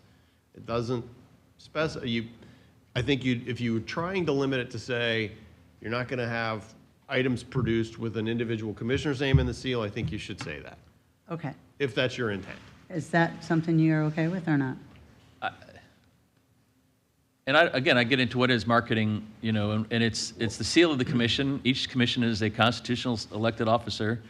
I mean, does that mean that I could not, do we get down to shirts? We all have shirts with the seal and our name on it. Is that marketing material? And if I wear It it, is. if I wear it to the, You're not giving that out. well, I mean, I'm not. where's the difference though, as far as whether I print one or I print 100? I mean, it's a policy, not the quantity. Any shirts you're talking about? Well, using the seal. Using the seal? Is that shirt a business, if I don't wear it to a meeting, if I wear it to Publix, is that not a business-related activity? It's commissioners, we're commissioners 24/7, right? Yeah. And there's also that line that I believe, I don't remember which commissioner mentioned it before, about business cards and letterhead, and there's obviously exceptions that, how closely do you cut this line? So. Right. And I think people could argue if I'm paying with my own personal dollars, there's a line there. And granted, perception is one thing, but if taxpayers aren't paying for it, but again, if the only place I see protecting us on that one is the use of the seal. And I would be hesitant to using the seal, even if you're paying for it out of your own money, out of your own pocket, unless you can say this is not being printed with taxpayer expense. And I mean, I look at marketing as anything that you're giving out and you're mass producing and you're giving it out to people. It's not something that you're wearing. It's not, something that's on a letter that you're sending out to constituents or, that's part of your everyday job. My definition of marketing is a little broader than that because it's branding too. It's And every so- time you see it. It's every time you see it. So if we have a commissioner that is worth $50 million that serves one day with us or on this, commission. And he's or she is, putting their name on everything. And, alongside of the seal, I don't want my constituents thinking that that's their tax dollars that's going for that personal branding. And so I think it's important to set that policy that,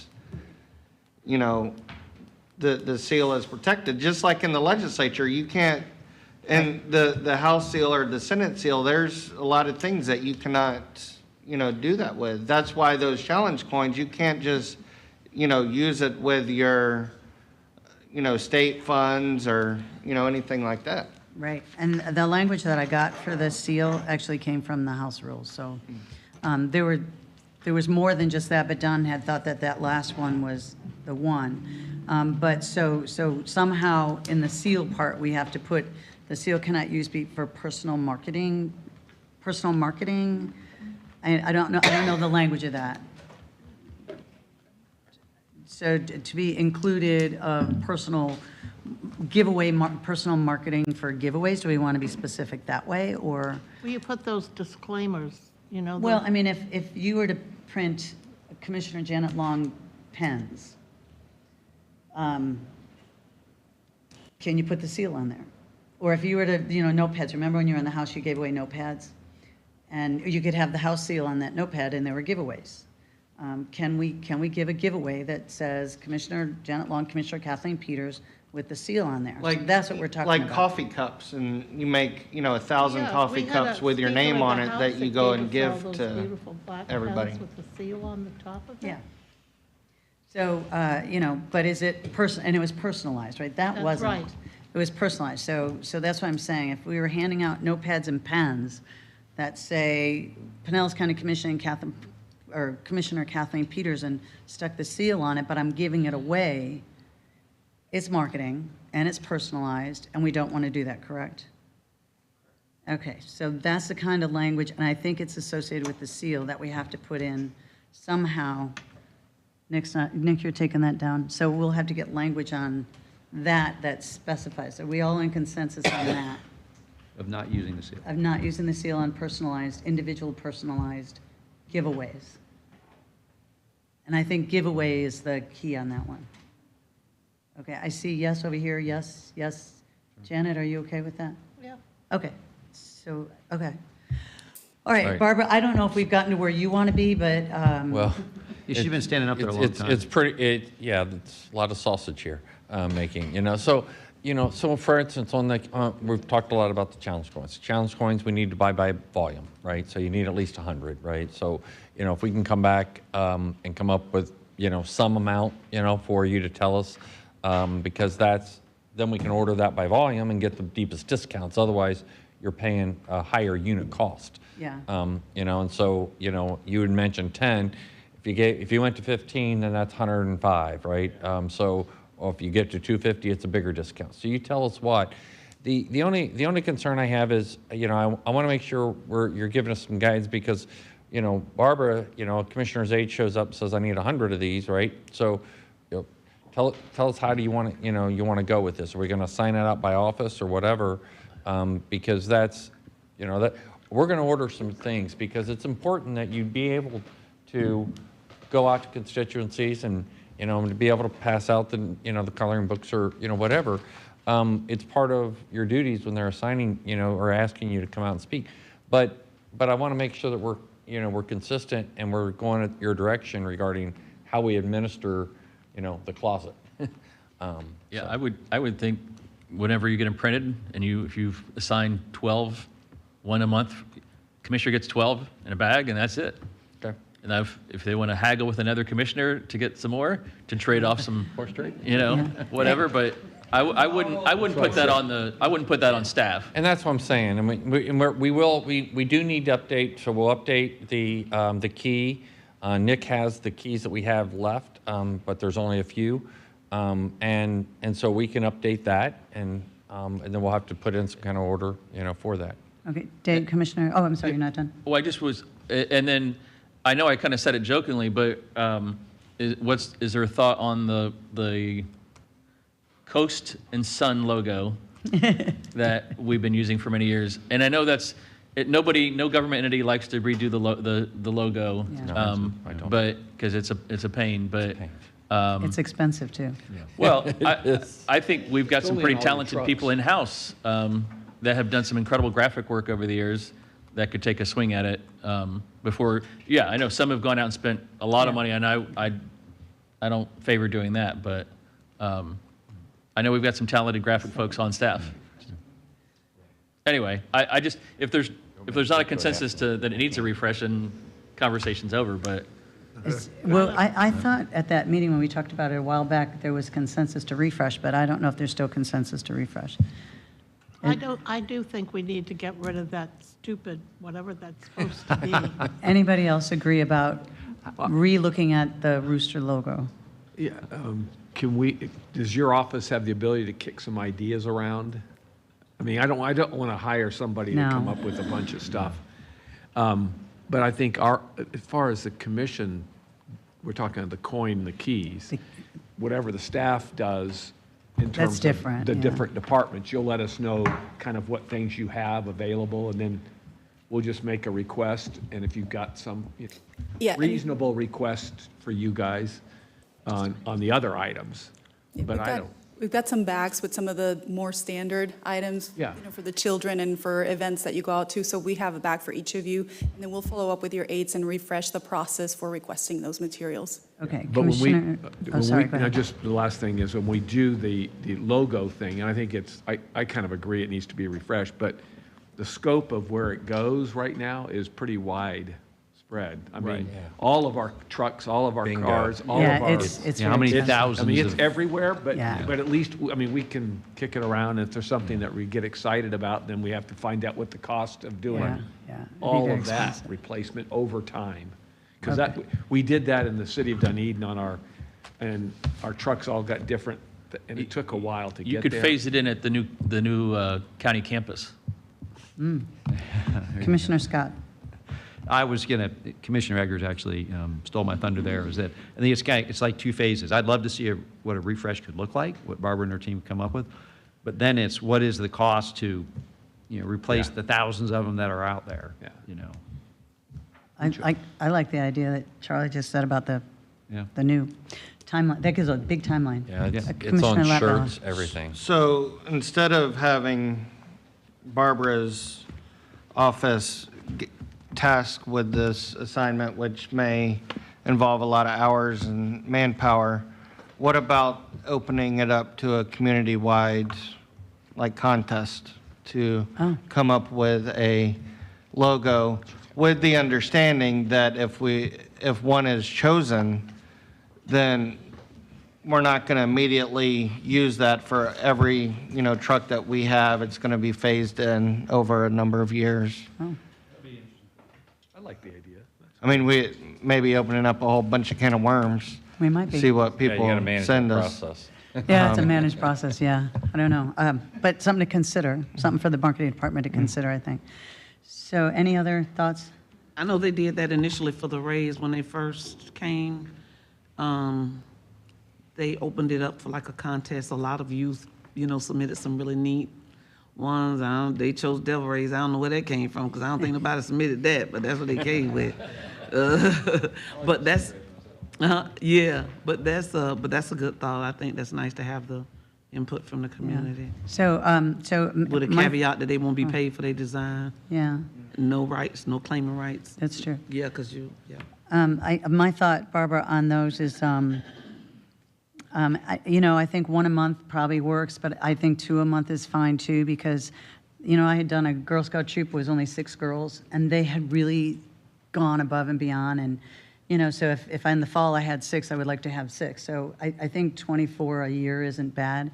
And it gets you on that higher volume. You can keep them in the closet, but we're allocated just like a budget. We'd rather give them to commissioners one Okay. time, you manage them. Okay, I get that. I don't do that. yeah. But I think for what's in the commissioner so far, where the key and the coin, I think it's the seal, not the rooster. So that's not an issue for that. And the minor ones, I think we still go to the closet for, the coloring books fine. and stuff like that. So it's just those two things, and it's not a big budget. It's some keys and it's some coins. We can figure that out. And so it's not a big taxpayer expense kind of thing. Everybody, I see nods. Everybody good? Good. Commissioner Flowers? Yeah, okay. You good? Okay. Is that all you need? Do we cover what you need? Yes, thank you. Okay, and the one other thing before we adjourn, unless you have any other business, I just wanted to thank the deputies that are here, Deputy Stopper and Deputy Butterfield. They are always here, and they're great public servants, and I just want to thank them for being here. Right? Okay, and if there's nothing else, we are adjourned. Thank you all for this input. It was great input, and I appreciate it.